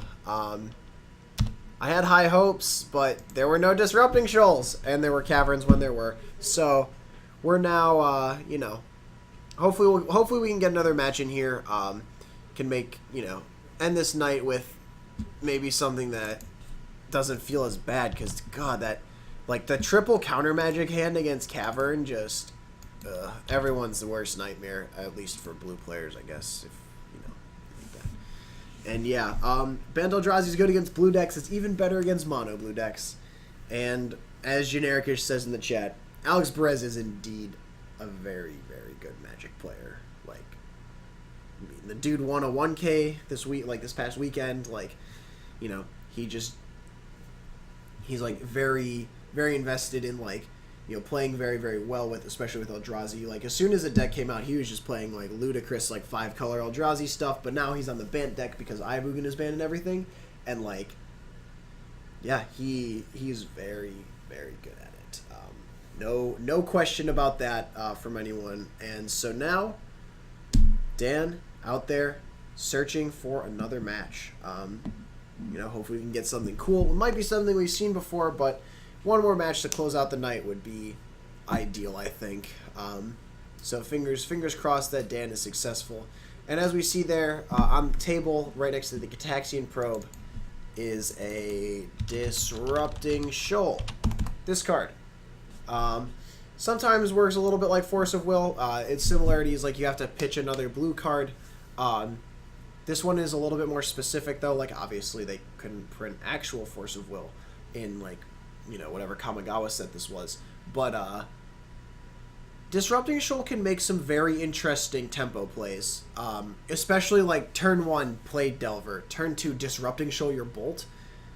You don't expect, or, like, your turn Disrupting Shoal your Bolt. You don't really expect that to happen. And so, yeah, very, very strong card in the right situation. Unfortunately, Matthew never had a Delver, and Alex just, was able to really power out a lot of attacking creatures in a short span of time. So, yep, that basically sums up my thoughts on this match. I have no idea what's in the sideboard for Mono Blue Delver, but I can't imagine it would help. Like, jeez. So, you know, Dan out there doing fighting the good fight, trying to get some other people on stream so we can watch one more match tonight. Thanks for sticking with us. I'm certainly like hella sick right now, so. Alright. Well, Dan's back, guys, and he has bad news. Doesn't look like we have another match for you tonight. Everyone else is choosing. Everyone else is either in game 3 or has already finished. So, you know, we'll wrap it up here and call it an evening. Thank you for sticking with us. We were at 50 viewers most of the night. That was really good. We were very excited about that. We peaked at a lot more than 50. So yeah, and just as a reminder, if you're ever in the Chicagoland area, this stream is hosted by MTGCardmarket, and they pretty much have an event going on every night. Yeah, Monday standard. Monday Winterbox standard is at 7:30. Tuesday drafts with pretty much full payout. Yeah. You won't find a place with better EV than the shop here. Wednesday, of course, we have this modern. This event. Thursday, you have Legacy. Yep. And always a fair number of turnout for that as well, if you're into that format. And Friday, of course, we've got Winterbox standard. Weekends, there's a bunch of different events coming up. We have a standard 1K PPTQ. Yep. As you see on the right side here in this, you know, terribly Microsoft painted image, but we did it. Yeah, if you're ever in the mood for playing a PPTQ and one with like reasonably good payout as well, this is the shop for you. We had one just last week for Modern with a pretty good turnout as well. So if you're ever in the mood for competitive Magic, if you ever need singles, this is always an excellent shop for all your Magic needs. Yeah. So again, thanks for sticking with us tonight, guys. We really appreciate it. We'll be back next week with obviously more Modern action. So we hope to see you then. Thanks, and everyone have a good night. Yeah, absolutely. Thank you guys for sticking with us.